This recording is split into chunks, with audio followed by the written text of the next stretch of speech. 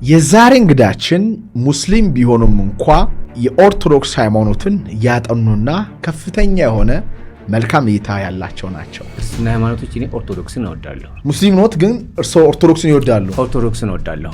ከኦርቶዶክስ መጽሐፍ ያነባሉ?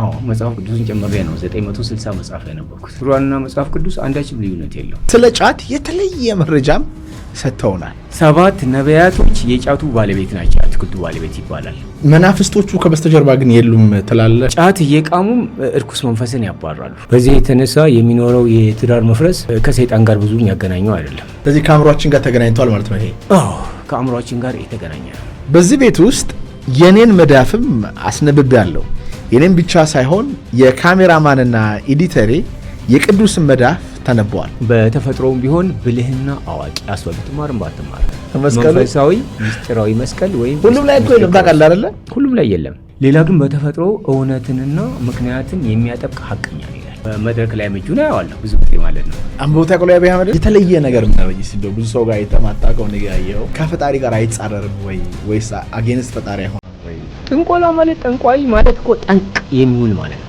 አባይ ጠንቋይ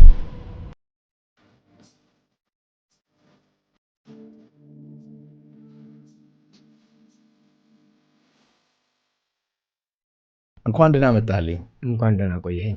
ይሄ የማይታየው ስፒሪቹዋሊቲ በጥሩና በመጥፎ መንገድ ይታያል። ጥሩ ኃይላት አሉ፣ ሰዎችን የሚረዱ ወደ ጤና፣ ወደ ብርሃን፣ ወደ ፈጣሪ የሚወስዱ።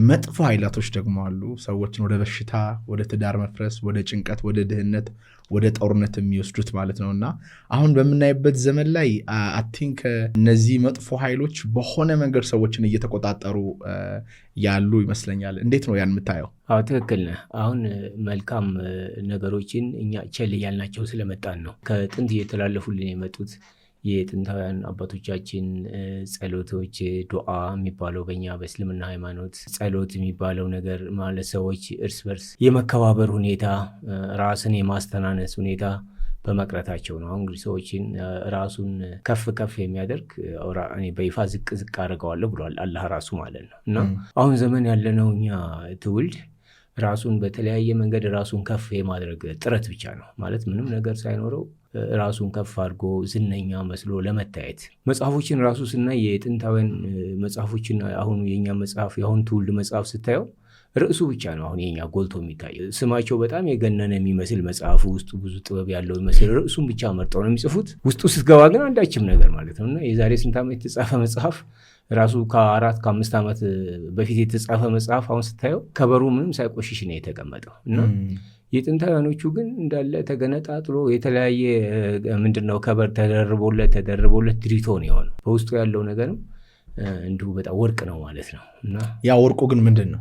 ወርቅ ነው ስልህ ውስጡ ያለው የሰፈረበት ቁም ነገር ራሱ ሁሉም ጠቃሚ ነገር ብቻ ነው ያለው። የአሁኑ ደግሞ ከላይ ከበሩን ብቻ አይተህ ትገዛዋለህ፣ ግን ውስጡ ስትገባ አንዳች ምንም የሚጠቅም ነገር የሌለ በኋላ እንቅልፍን ያስመጣዋል፣ አይስብም። እና አሁን ባለንበት ዘመን የጦርነቱ ሁከቱ፣ መናወጥ የመሳሰሉት ነገሮች ጉድለቱ ከኛ ነው። መናፍስቶቹ ከበስተጀርባ ግን የሉም ትላለህ? ከበስተጀርባ ሆነው የሚጫወቱ አጋንንቶች፣ ሰይጣኖች የሉም? እነሱ ናቸው የገነኑት እኮ አሁን የገነኑ የመጡት እርኩስ መንፈሶች የሚባሉት ናቸው። ቅዱስ የሆኑት ከቅዱሳን ከሆኑ ሰዎች ጋር አብረው ይርቁናል። አሁን ያለኑ የኛ ድክመት እርኩስ መንፈሶች አሁን እኮ እያንዳንዱ በሽታ ስታየው መንፈስ ነው እና ስም እየተሰየመለት ስኳር፣ ግፊት ምናምን እየተባለ ስያሜ እየተሰጠው ይቀመጣል ማለት ነው እንጂ የሚያባረው የለም። አሁን በሽታውን ከኛ ላይ የሚያባረው የለም። በሽታ ራሱ መከላከል የሚችል ትውልድ የለም። እና ይሄ ነው አሁን ያለው ትውልድ። ለምሳሌ ያክል አሁን የጥንታውያን መጽሐፎች አሁን ካለው ጋር የሚነጻጸሩ አይደሉም ማለት ነው። የጥንታውያን መጽሐፎች በሚሊዮን ዶላር ነው በቢሊዮን ዶላር ሁሉ ነው የሚሸጡት አሁን የሚፈለጉት ራሱ ማለት ነው። እና የአሁኑ ትውልድ ያለውን ቴክኖሎጂ ተጠቅሞ ራሱ እንደነዚህ አይነት መጽሐፎችን ከዛ የበለጡ መጽሐፎችን ማዘጋጀት ነበረበት። የጥንቶቹን መጽሐፎች ቅርሶችን ከማጥፋት በስተቀር አሁን እኛ ያለን እውቀቱ ስታየው ከላይ የሚመስል ነገር ነው እንጂ የሚሆን ነገር አይደለም፣ ሆኖ የማይገኝ ማለት ነው። መናፍስቶቹ ለምንድን ነው እኛን የሚፈልጉት? ለምንድን ነው እኛን በሽታ የሚያስዙት? ምንድን ነው እነሱ የሚያገኙት ጥቅም? እርኩስ መንፈስ የሚባለው ነገር ሁልጊዜም ጎጂ ነው። ሰይጣን ሁልጊዜም ጎጂ ነው። ከኛ ድክመት የተነሳ ነው። በአጠቃላይ ማለት እርኩስ መንፈሶች የሚቆጣጠሩን እኛውን በጸሎት ከደከምን፣ በዱዓ ከደከምን እነሱ እየበረቱ ነው የሚሄዱት። ለምን ለምንድን ነው እኛ የሚፈልጉት? ለምን ያሳድዱናል? ለምን በሽተኛ ያደርጉናል? ለምን ትዳራችን ይበጠብጣሉ? ለምን ደም ያፋሳሉ? ምንድን ነው የሚያገኙት ጥቅም እነሱ እዛ ውስጥ? የኔ ሙያ በአብዛኛው የፓልሚስትሪ የመዳፍ ንባብ ሙያ ነው። የኔ ሙያ ማለት ነው። የፓልሚስትሪ ነኝ ዋነኛ ስራዬ። በሌላው በኩል ደግሞ ይህን መዳፍ ታነባለህ ማለት ነው? አነባዋለሁ። የፓልሚስትሪ ባለሙያ ነው። ዋነኛ ስራዬ እኔ የመዳፍ ንባብ ነው።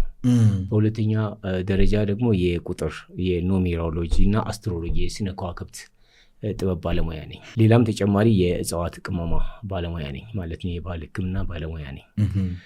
እና አሁን ትዳር ሰይጣን የበጠበጠን እንደዚህ አድርጎ ትዳራችን የፈረሰ ፍርድ ቤት ብትሄድ ራሱ አብዛኛው ጉዳይ የባልና ሚስት ፍቺ ነው። ይሄ የጥበቦችን ቸል ማለታችን ነው። አሁን ጥበቦችን ደግሞ ቸል የምንልበት ምክንያት ከተማር ሌሎች ያስተማሩንን ትምህርት እውቀት ብቻ ይዘን የጥንታውያኖችን አመጣጥ ዋናውን መሰረት ተነዋል። ለምሳሌ ባለትዳሮች ከመጋባታቸው በፊት መሆን ያለበት የሚስማማው የትዳር ጓደኛ ነች ወይ ማወቅ ነበረበት። ወይም ደግሞ የሚስማማት የትዳር ጓደኛ ነው ወይ ይሄን ማወቅ ነበረባት። ልኳን ማወቅ ወይም ልኩን ማወቅ ነበረበት መጀመሪያ። በዚህ የተነሳ የሚኖረው የትዳር መፍረስ ከሰይጣን ጋር ብዙ የሚያገናኘው አይደለም። ምክንያቱም መጀመሪያም ራሱ ጋብቻው ልክ አልነበረም፣ ተለክቶ ነበር። አስትሮሎጂ ወይም የስነ ከዋክብት ጽናት ኮከብ ቆጠራ ጥንቆላ አይደለም። ኮከብ ቆጠራ ማለት ኮከቡን ቆጥረዋል ይላሉ አንዳንድ ሰው። ይሄ መልካም ሰው ነው፣ እንዲሁም ደግሞ ይች መልካም ሰው ነች። ይህንን ፖድካስት ወደ እናንተ ያደረሰው ማን ያዘዋል እሸቱ ግቢ ነው። ጤናማ ምግብና መጠጣችን ይመረጣል። የግቢያችን ድባብ ሰላም ይሰጣል። ቦሌ ሰላም ሲቲ ሞል ጀርባ እንገኛለን። ይሞክሩን። ያ ማለት አስትሮሎጂ ነው። ግን ኮከብ ቆጠራ ማለት ጥንቆላ እንደሆነ አድርጎ የሚረዱ ሰዎች አለ። ምንድን ነው ኮከብ ቆጠራ? ኮከብ ቆጠራ ማለት አስትሮሎጂ ማለት ነው በዘመናዊ አጠራር። አስትሮሎጂ ለምሳሌ ስሙ የአባቱ የእናቱ ተለክቶ ጋብቻ ይፈጸማል። ልክ ከሆነ ይቀጥላል፣ ልክ ካልሆነ ደግሞ ከወዲሁ ይቀራል። ወይም ደግሞ ስም በመቀየር ይስተካከላል፣ ይቃኛል። አሁን አንድ የሙዚቃ መሳሪያ ባለሙያ መሳሪያውን ቅድሚያ ይቃኘዋል። ልክ እንደዛ የምንቃኝበት ጥበብ ነው አስትሮሎጂ ማለት።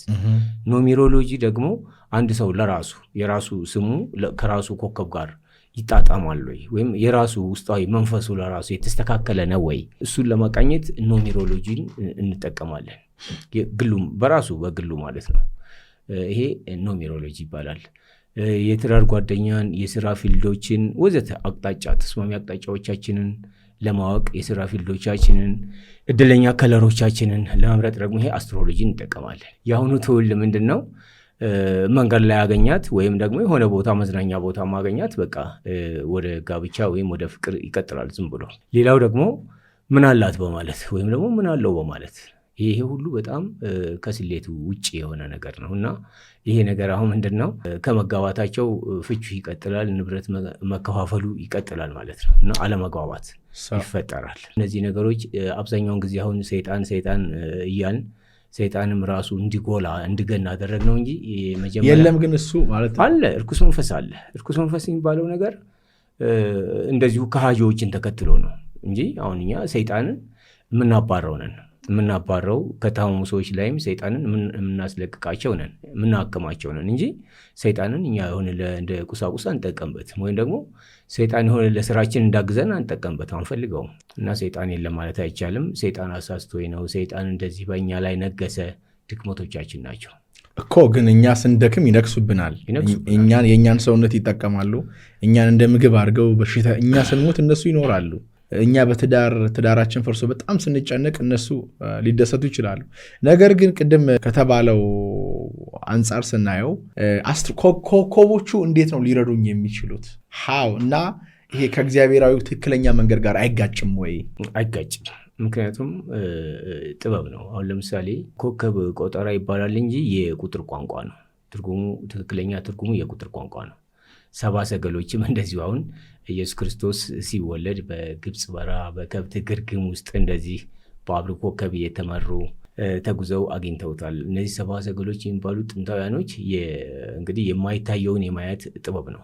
አስትሮሎጂን ተጠቅመው ነው፣ ወይም የስነ ከዋክብት ጽናት የፈለጎችን ሚስጥር ተጠቅመው እና የቁጥሩን ቋንቋ ተጠቅመው ነው እንጂ ሌላ ማለት አይደለም። እና ሁሉም ነገር አመጣጡ ከነቢዮቻችን ከጥንታውያን ቅዱሳን አባቶች ነው። ሁሉም ነገር አመጣጡ ማለት ነው። ግን አጠቃቀማችን እኛ ወደየት እየወሰድነው ነው? ለምሳሌ አንድ መሳሪያ ወይም ትጥቅ ዋነኛ ዓላማው አገርን መጠበቅ ነው፣ ወይም ደግሞ የሆነ ድርጅትን መጠበቅ ነው። ያን መሳሪያ ይዞ ከዘረፈበት ወይም ደግሞ የግል ጉዳዩን ሌላ ሰው አስፈራርቶ ገንዘብ ከቀማበት መሳሪያ መጥፎ ነው ልንል አንችልም። አስትሮሎጂ ማለት የቁጥር ቋንቋ ነው። የስነ ከዋክብት ነገሮችን ተስማሚ አቅጣጫዎቻችን እንደነገርኩ ነገሮችን ሁሉ የት ቦታ ብሰራ ይሻላል፣ መሬቱን ራሱ ኮከቡን ይቆጥሩ ሰው ወይም ባህሪውን የተደበቀውን ባህሪውን ያውቁበታል ማለት ነው። አንድ ሰው ለምሳሌ እንበልና ችግር ላይ ያለ ሰው፣ ዓላማውን የማያውቅ ሰው፣ በትዳሩ ደስተኛ ያልሆነ ሰው፣ ስኬታማ ህይወት መኖር፣ ሰላም ያለው ህይወት መኖር የሚፈልግ ሰው በአስትሮኖሚ ወይም በከዋክብት እንዴት ነው ሊያውቅ የሚችለው? አሁን ለምሳሌ ስሙን የአባቱን ስም እንወስዳለን። ይሄ ኖሜሮሎጂ ነው። ሰውየው ለራሱ አሁን ይሄ ዕቃ ፊሊፕስ ነው፣ ሶኒ ነው፣ ወይም አርቲች ነው፣ ፓናሶኒክ ነው እያልን ዕቃዎችን ብቃታቸውን እናያለን፣ ወይም ጥራት ኳሊቲያቸውን። ሰውየውን ራሱ ምን አይነት ሁኔታ ነው ያለበት ሁኔታ። ይሄ ፓልምስትሪ የሚባለው ነገር መሰለህ ትልቁን ድርሻ ይዘዋል። አሁን ይህን እጆቻቸውን በምናይ ሰዓት እዚህ ጋር ያሉት መስመሮች ጠቅላላ የሚነበቡ ናቸው። ከዚህ በላይ ያለው አካል ይሄ ከአምባር ሙያ በላይ ያለው መስመሮች እንዳለ የቀኝ ሆነ የግራው የሚነበቡ ናቸው። ይሄ ሁኔታ ካለፈው ከኋላ ታሪኩ ጀምሮ አሁን ያለበትን ሁኔታ ስለ ወደፊቱ ምን ላይ ያደርሰዋል ጠቅላላ ሙሉ መዝገብ ናቸው እነዚህ። እና እነዚህ መዝገቦቹን ያውም በሙያዬ በመጀመሪያ ሰዎቹን እጃቸውን አነባለሁ። ምክንያቱም ስማቸውን አልጠይቃቸውም። ቅድሚያ ስሙን ከጠየቁት ይሄ ኮከቤን ቆጥሮ ያን ባህሪ ከአስትሮሎጂ ላይ ያገኘው ነው ብለው ያስባሉ እንጂ ምንም የተለየ ነገር አይደለም ብለው ሊያስቡ ይችላሉ። ስለዚህ መጀመሪያ እጆቹን አነባቸዋለሁ። እጆቹን በማነብ ሰዓት ያለውን ውስብስብ ችግር አገኘዋለሁ። ችግሩን ካገኘሁት በኋላ ወደ ስሙ ሄዳለሁ። ምክንያቱም ያለውን ችሎታ ጠቅላላ ነግረዋለሁ። ከኋላ ታሪኩ ጀምሮ ያለውን አሁን ያለበትን ሁኔታ ወደፊት ወደ የት አቅጣጫ እየሄደ ነው የሚለውን አደገኛ የሆኑ ወደ ሱሰኛነት ተጠምደው ሊሆን ይችላል። ከፍተኛ የሆነ የአንጎል ድካም ደግሞ ጽኑ የአንጎል ድካም አሁን እየተመዘገበበት እየታየበት ሊሆን ይችላል። ተፈጥሮ የታደለውን ረጅም ዕድሜ በሱሰኛነቱ የተነሳ ሊያሳጥረው ወደ መጥፎ አቅጣጫ እየሄደ መሆኑን ያሳየናል። አንዳንዱ ደግሞ በልጅነታቸው መልካም የነበሩ ሰዎች አሁን ወደ ሌብነት ወይም ደግሞ ወደ አጭበርባሪነት፣ የመንግስት ሰራተኛ ከሆኑ ወደ ሰነድ ደላዥነት፣ አጭበርባሪነት፣ ልክ ያን ሁኔታ አሁን ወደ መጥፎ አቅጣጫ እየሄድክ ነው ያሳያል በትክክል። ስለዚህ ከዚህ አይነቱ ሁኔታ ቀድመህ መውጣት እንዳለብህ ያስጠነቅቅሃል። ዝም ብለህ ብትቀጥል ግን ልክ በዚህኛው ዕድሜህ ላይ ትጋለጥና እንደምትዋረድ ያሳያል። ይሄ ወንጀልህ የሚያበቃበትን ቀናትና ወራቶች ዓመተ ምሕረቱን ያሳያል እንለዋለን። ልክ በዚህ ዕድሜ ላይ ይሄ ወንጀል የሚያበቃበት ቀን ነው የሚሆነው። ምክንያቱም ትጋለጥና ችግር ላይ ትወድቃለህ። አንዳንዶቹ ደግሞ ለምሳሌ ለረጅም ጊዜ ወንጀሉን በጭንቅላታቸው አመላልሰው ይህን ችግር የሚፈጥርብኝ ያለው ወይም እንደዚህ አይነቱን ጉዳት የሚያደርስብኝ ያለው ሰው እሱ ነው ብሎ በቃ ማለት ነው ዝም ብሎ በሀሳቡ እሱ ሊሆን ይችላል ብሎ የተሳሳተ ግምት ወይም ደግሞ እሷ ነች ብሎ ማለት ነው ለረጅም ጊዜ እቅድ ይይዝባታል። በትዳር የምትገባው እሷ ነች ወይ በትዳር መካከል ጣልቃ የሚገባው እሱ ነው ብሎ በቅናት ወይም ደግሞ በምቀኝነት ተነሳስቶ ለረጅም ጊዜ ያን ወንጀል ለመስራት የሚያቅድ ሰው አለ። ያንን እቅዱን ያሳያል እዚህ ጋር እንደሚጋለጥና ሚዲያ ላይ ራሱ በጋዜጣ ወይም ደግሞ በይፋ በስቅላት እንደምትቀጣ ብሎ ያሳየዋል። ወንጀል የምትሰራው ራሱ በትክክል ሳይሆን በተሳሳተ ግምት ነው ወይም በቅናት ተነሳስተህ ነው ብሎ ያሳያል። ስለዚህ እንደ ዳኛ ሆኖ ሊፈርድብህ ሳይሆን እንደ ወዳጅና አማካሪ ሆኖ ገና ከወዲሁ ወንጀሉን ከመስራት በፊት ማስረጃ እየሰጠ ነው። ስለዚህ ይሄን እቅድን ተወውለዋለሁ ትክክል ነው ብሎ ማልቀስ ይጀምራል። እና አሁን ይሄን ወንጀል ብትወው ይሄ ምልክት ከእጄ ላይ ጠፍቶ በፈጣሪ ዘንድ ይሄ የተመዘገበብኝ ነገር ይጠፋልኛል ብሎ ያለቅሳል። ወይም ማድረጋል ይጠፋልሃል። እንግዲህ መቶበት አለብህ። ሙስሊም ከሆነ መቶበት አለብህ። ተውበተል ነስሐ። ክርስቲያን ከሆነ ደግሞ ምንድነው ንስሐ መግባት አለብህ። ንስሐ መግባት አለብህ ሲባል አሁን ይሄን ያለኝን እቅድን ሙሉ በሙሉ ከዚህ በፊት የተናገርኳቸውን ወይም አቅጄ የነበረውን ነፍስ አባቴ ከተናገርኩ ወይም ደግሞ አስተፍሩላህ ብዬ ብቻ እስትፋር ስላረኩኝ ይተዋል ማለት አይደለም። 100% ወደዚህ አይነቱ ወንጀል ድጋሜ እንደማትመለስበት ከወሰንክ ነው። ከወሰነ ምንድነው የሚያደርግለት? ምልክቱ እንዳለ በእጁ ላይ እንደተቀመጠ አይጠፋም። ግን በዚህኛው ወንጀሉ ሊመጣበት ከነበረ ቅጣት መጠበቁን ብሎ ያስቀምጥለታል። ሰውየው ሙሉ በሙሉ ከዚህ አይነቱ ተመሳሳይ አይነት ወንጀሎች ሙሉ በሙሉ ራሱን እንዳሰናበተ ማለት ነው። ስለዚህ ከአእምሯችን ጋር ተገናኝቷል ማለት ነው። ይሄ ከአእምሯችን ጋር የተገናኘ ነው። የግራ እጆቻችን ላይ ያለውን ያለፈውን ታሪክ ከዘር የተወረሰውን ምናምን ያሳያል። የቀኙ ደግሞ የአሁኑንና የወደፊቶቹን ነገሮች ያሳያል። ይሄ ጥንቆላ አይደለም ወይ ነው አሁን ትልቁ ጥያቄ። ሰዎች እኔ በምንድን ነው የማምነው? አንድ ሰው እኔ አሁን በፈለግኩበት ሰዓት የፈለግኩትን ነገር ማድረግ እንደምችል አውቃለሁ። በፈለግኩት ሰዓት በጸሎት በፈጣሪ ጠይቄ አንኳኩቼ ለምኜ ማሳካት እችላለሁ። ግን እጄ ላይ ያለውን ነገር ከሆነ የምሆነው ከፈጣሪ ጋር አይጻረርም ወይስ አጌንስት ፈጣሪ አይሆንም ወይ ደግሞ እኔን በቃ ለሆነ ነገር አሳልፎ አይሰጠኝም ወይ? አይሰጥህም። ምክንያቱም እየሰራ ያለው ይሄ እኮ መዝገቡ ሲጀመር እኮ አንባቢው አይደለም የጻፈው፣ እኔ አይደለሁም የጻፍኩት። አሁን ያንተን ልጆች ባነባቸው የተጻፉትን ነው የማነበው። የተጻፉትንና አንተ የምታስባቸውን ነገር ይጽፍብሃል። ምክንያቱም አንደኛ መሰለህ አሁን አንተ መልካም ሰው ነህ አይደል? ወደ ሰካራምነት ብትሄድ አሁን ወደ ሰካራምነት እየሄድክ መረጃ እየሰጠ ነው። ወደ ማጭበርበርና ሌብነት ብትሄድ የአንጎል መስመር ከጫፉ ቀና ይልና በቀጥታ ወደ ማጭበርበር እንትን ልትገባ ነው። በልጅነት ዘመን እንደዚህ መንፈሳዊ ሰው ነበርክ ብሎ ያስጠነቅቃል። አሁን እኛ አንደኛ ወደ ሌብነት አቅጣጫ አትሂድ፣ እኛ ማለት ነው አሁን ለምሳሌ። ስለዚህ ወደዚህ አይነቱ የሌብነት አቅጣጫ አትሂድ፣ እንመራዋለን። ነፍስ ሊያጠፋ አሁን እንደነገርኩህ በተሳሳተ ግምት ሰው ሊያጠፋ የተዘጋጀውን ሰው ልክ በተሳሳተ ግምት ሰው ለማጥፋት አሁን ፕሮግራም ይዘሃል፣ ልትተው እንደማትችል ያሳያል። ያን ወንጀል ለመስራት ራሱ እያደረገበት ያለውን ሲስተሙን ጨምሮ ነው የሚያሳየው። የሚያደርገውን ጥንቃቄ፣ አስተዋይነትን፣ እርጋታን፣ ሚዛናዊነትን ይህን ሁሉ እየተጠቀምክ ነው እና ቢቀርብህ ቆንጆ ነው፣ እያስጠነቀቀህ ነው ያለው። ስለዚህ ይሄኛውን መንገድ የተሳሳተ ስለሆነ ይሄኛውን እርምጃ ለመውሰድ የምታደርገው ጥረት በአንተ ሲስተም ተደብቆልህ የሚቀር ነገር አለ፣ ትጋለጣለህ። ስለዚህ ወደዚህኛው ወንጀል እንዳትሄድ። ስለዚህ እርስዎን ይዤ ለምሳሌ ፖሊስ ጋር አስቀምጮት የወንጀለኛውን እጅ አይተው ወንጀል ሰርቷል አልሰራ የሚለው ነገር ማወቅ ይችላሉ? ይቻላል። ይሄ ልኮ ለመጀመሪያ ጊዜ ወንጀለኞችን አንዱን ከሌላው በአሻራ ምርመራ ለይተው መያዝ የተናገሩት ዶክተር ፍራንሲስ ጋልተን ናቸው። ዶክተር ፍራንሲስ ጋልቲን ዶክተር ፍራንሲስ እሳቸው ምንድነው ያደረጉት? ለግሪክና ስኮትላንድ ፖሊስ ጣቢያ አዛዦች ነው የሰጡት ይላል። አንዱን ከሌላው ወንጀለኞችን በአሻራ ምርመራ ለይተው መያዝ እንደሚቻል ለመጀመሪያ ጊዜ የተናገሩት ዶክተር ፍራንሲስ ጋልተን። ስለዚህ ይገናኛል ማለት ነው። ይገናኛል። ሌላው ደግሞ የተደነቀው ፈረንሳዊ ሳይንቲስትና የስነ ጽሑፍ ሰው ዶክተር ኬረን የሚባሉት እስከ አንጎል ቀዶ ጥገና ድረስ ደርሰዋል ይላል። አውራጣት ብቻውን ሰውን ከሰው መለየት ያስችለናል። የአውራጣት ምርመራ ብቻውን በአጠቃላይ የእጅ ንባብ ጽናት ሳይንስ ውስጥ የተደገፈ የተፈጥሮ ሳይንስ ክፍል ነው እና ዶክተር ፍራንሲስ ጋልተን የሚባሉት የአንጎልን እስከ አንጎል ቀዶ ጥገና ድረስ ደርሰዋል እና የሚገርመው እውነታ የአውራጣት ማዕከል የሚባል ክፍል አንጎላችን ውስጥ አለ ይላል። ለሕክምና ሙያ ይጠቅማል አንደኛ፣ ሁለተኛ ደግሞ ለፖሊስ የቴክኒክ ምርመራ ይጠቅማል። እንዲሁም እኔ ፖሊስ አሁን የሚያደርገው የምርመራ ሲስተም ለምሳሌ አንተን ለመፈለግ ቢፈለግ ስምህ የላቸውም፣ መታወቂያ የላቸውም፣ አድራሻ የላቸውም። ዝም ብሎ ቁመቱ ሜትር ከምናምን የሆነ ጸይም የሆነ ሰው ጠፍቶናል ብሎ እንደሚፈልጉት አይነት ያክል ነው አሁን እያደረጉት ያሉት ሲስተም ማለት ነው። ለምሳሌ ያው ኦሳማ ቢንላደን ሲፈለግ ነበር አይደለ? አንድ የእጁን አሻራ ብቻ ቢያገኙ ኖሮ ምንም አይነት ተመሳሳይ 1 ሚሊዮን ሰው መካከል ለምን ወዳውኑ ማግኘት ይቻላል። እሱም በአካል አላገኙትማ። አዎ ያውቁታል። ከዚህ በፊት ፎቶውን እያራቡ ሲፈለግ ነበር ከነ ጺማቸው ምናምን። ከሱ ይልቅ አንድ እጅ አሻራ ብቻ ይበቃ ነበር ማለት ነው። ሁሉን ነገር ግን እንዴት ሊናገር ይችላል? አሁን በአንድ ሰው ህይወት ውስጥ ብዙ ነገር አለ አይደለ? እኔ አስተሳሰብ ያለ፣ እምነት ያለ፣ ቢዝነስ ያለ፣ ጤና ያለ፣ ትዳር ያለ፣ ልማድ ያለ፣ እንዴት ነው በዚች በአንድ መዳፍ ላይ ሁሉ ነገር ሊታይ የሚችለው? አንዷን መስመር ብቻ አስመልክቶ ስለ ሰው ልጅ ባህሪ ቁጥር ስፍር የሌለው ፍቺ ይሰጣል፣ ትርጉም ይሰጣል ማለት ነው። የአንጎል መስመርን ብቻ አስመልክቶ ስለ ሰው ልጅ ባህሪ ቁጥር ስፍር የሌለው ትርጉም ይሰጣል ይላል። የጋብቻና አስደናቂና ውስብስብ የሆነ የጋብቻ ታሪክ የጋብቻ መስመር አንዷን መስመር ብቻ አይቶ የዛ ሰው የጋብቻ ሁኔታ ምርጥ መሆኑን አለመሆኑን፣ በፍቅር ህይወቱ ላይ ደስተኛ መሆን አለመሆኑን። እርሱ አግብተዋል? አግብቻለሁ። ስንት ጊዜ? ብዙ ጊዜ አግብቻለሁ። ስንት ጊዜ? ከ3 ጊዜ በላይ አግብቻለሁ። ይህን ነገር ተጠቅመው ነው ያገቡት? ሲያገቡ መጀመሪያ? አዎ ተጠቅሜ ነው። ታዲያ ለምን ፈቱ? እንደዛ ከሆነ ምንድነው እኔ አብዛኛውን ሙከራዎችን በራሴ ላይ ነው የማደርገው። እሺ። እና እንዳውም ከዚህ በፊት አንድ ወቅት አስታውሳለሁ ባህር ዳር ላይ አንድ ሙከራ አድርጌ ነበር። እሺ። ምንድነች?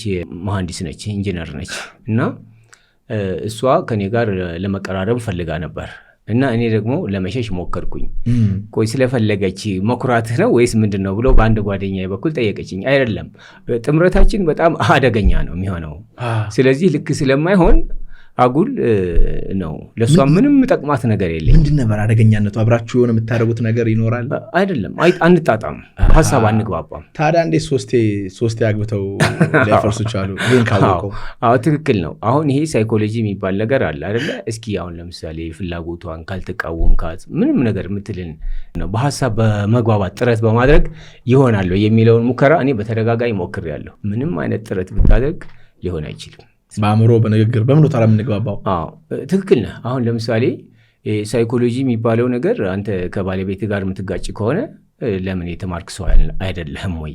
ቀስ አድርገህ ያዛት፣ አጽናናት፣ ጋብዛት፣ ፍላጎቷን ተረዳት ሊል ይችላል። አሁን ለምሳሌ በባልትና ሙያ ይመሰላል። የአስትሮሎጂና የኖሜሮሎጂ የዚህ የፓልሚስትሪ ሚስጥር በባልትና ሙያ ይመሰላል ብዬ ብዙ ጊዜ ገልጸዋለሁ። ለምሳሌ ጨው፣ በርበሬ ምናምን የሚጣ ሁሉ አድርገን ቆንጆ ጣፋጭ የሆነ ወጥ ልንሰራ እንችላለን። ግን ምንድነው ጋዝ ብንጨምርበት ወይም የሆነ ግሪስ ጨምረን ቆንጆ ወጥ መስራት አንችልም። የማየት ባለሙያ ቢሆን ማለት ነው። እና መጠኑን ብንቀንሰውም ብንጨምረውም ከመበላሸት ያው አይድንም። እና የአስትሮሎጂ የጥምረት ሚስጥር ልክ ከዚህ ጋር ተመሳሳይነት አለ። ለምን አልተሳካም ነው ለእርሱ አሁን የኔ ጥያቄ። ይህን ካወቁ እኔም አሁን አውቄ ሚስት የለኝም፣ ሚስት ሳገባ አይቼ እጇን አሳይቼ ጥምረት እንዲኖረው እርሶ ደግሞ 3 አግብቼ ፈትቻለሁ አሉ። 3 ጊዜ ሙከራ አድርጌያለሁ እና ልክ መሆን አለመሆኑን ነው እና አይሆንም። ለምሳሌ አይሆንም፣ አይሰራም የእርሶ ትምህርት አይደለም ማለቴ የማይሆንን ነገር በራሴ ጥረት እስኪ ተቻችሎ መኖር በሚለው ነገር ለማስተካከል ያደረኩት ሙከራ ልክ አይደለም። ይሄን ሳያውቁ በፊት ነው? እያወኩኝ ነው። ኦኬ፣ እያወኩኝ ነው እና ልክ አይሆንም። በምንም አይነት ጥረት እውቀትን ምንድን ነው የሚባለው ነገር በመቻቻል በሚለው ነገር ሂደቱ አይቀጥልም፣ ይቋረጣል። ጥረት እያደረግን ስለዚህ ትምህርቱ አይሰራም ማለት ነው። ትምህርቱ ይሰራል እኮ። አሁን እኮ ትምህርቱ ሰርቶ ነው። የማይሆኑ ጋብቻ ብትሞክረው ምንም አይነት ጥረት ብታደርግ ከመበላሸት አይደለም። መጀመሪያ ሲሄዱ አይተዋት እጇን የእርሶንም አይተዋለም የተጋቡት መጀመሪያ ሁለተኛ ትዳሩ ነው እንደማይሆን እና ምንም አይነት ጥረት ቢያደርግ ሊፈርስ ይችላል ወይ እያወቁ የገቡት? አዎ ሊፈርስ ይችላል ወይ? እንዳይፈርስ ጥረት እያደረግኩኝ እየተንከበከብኳትም እንዳይፈርስ ማድረግ ይቻላል ብዬ ነው ሙከራ ያደረግኩት።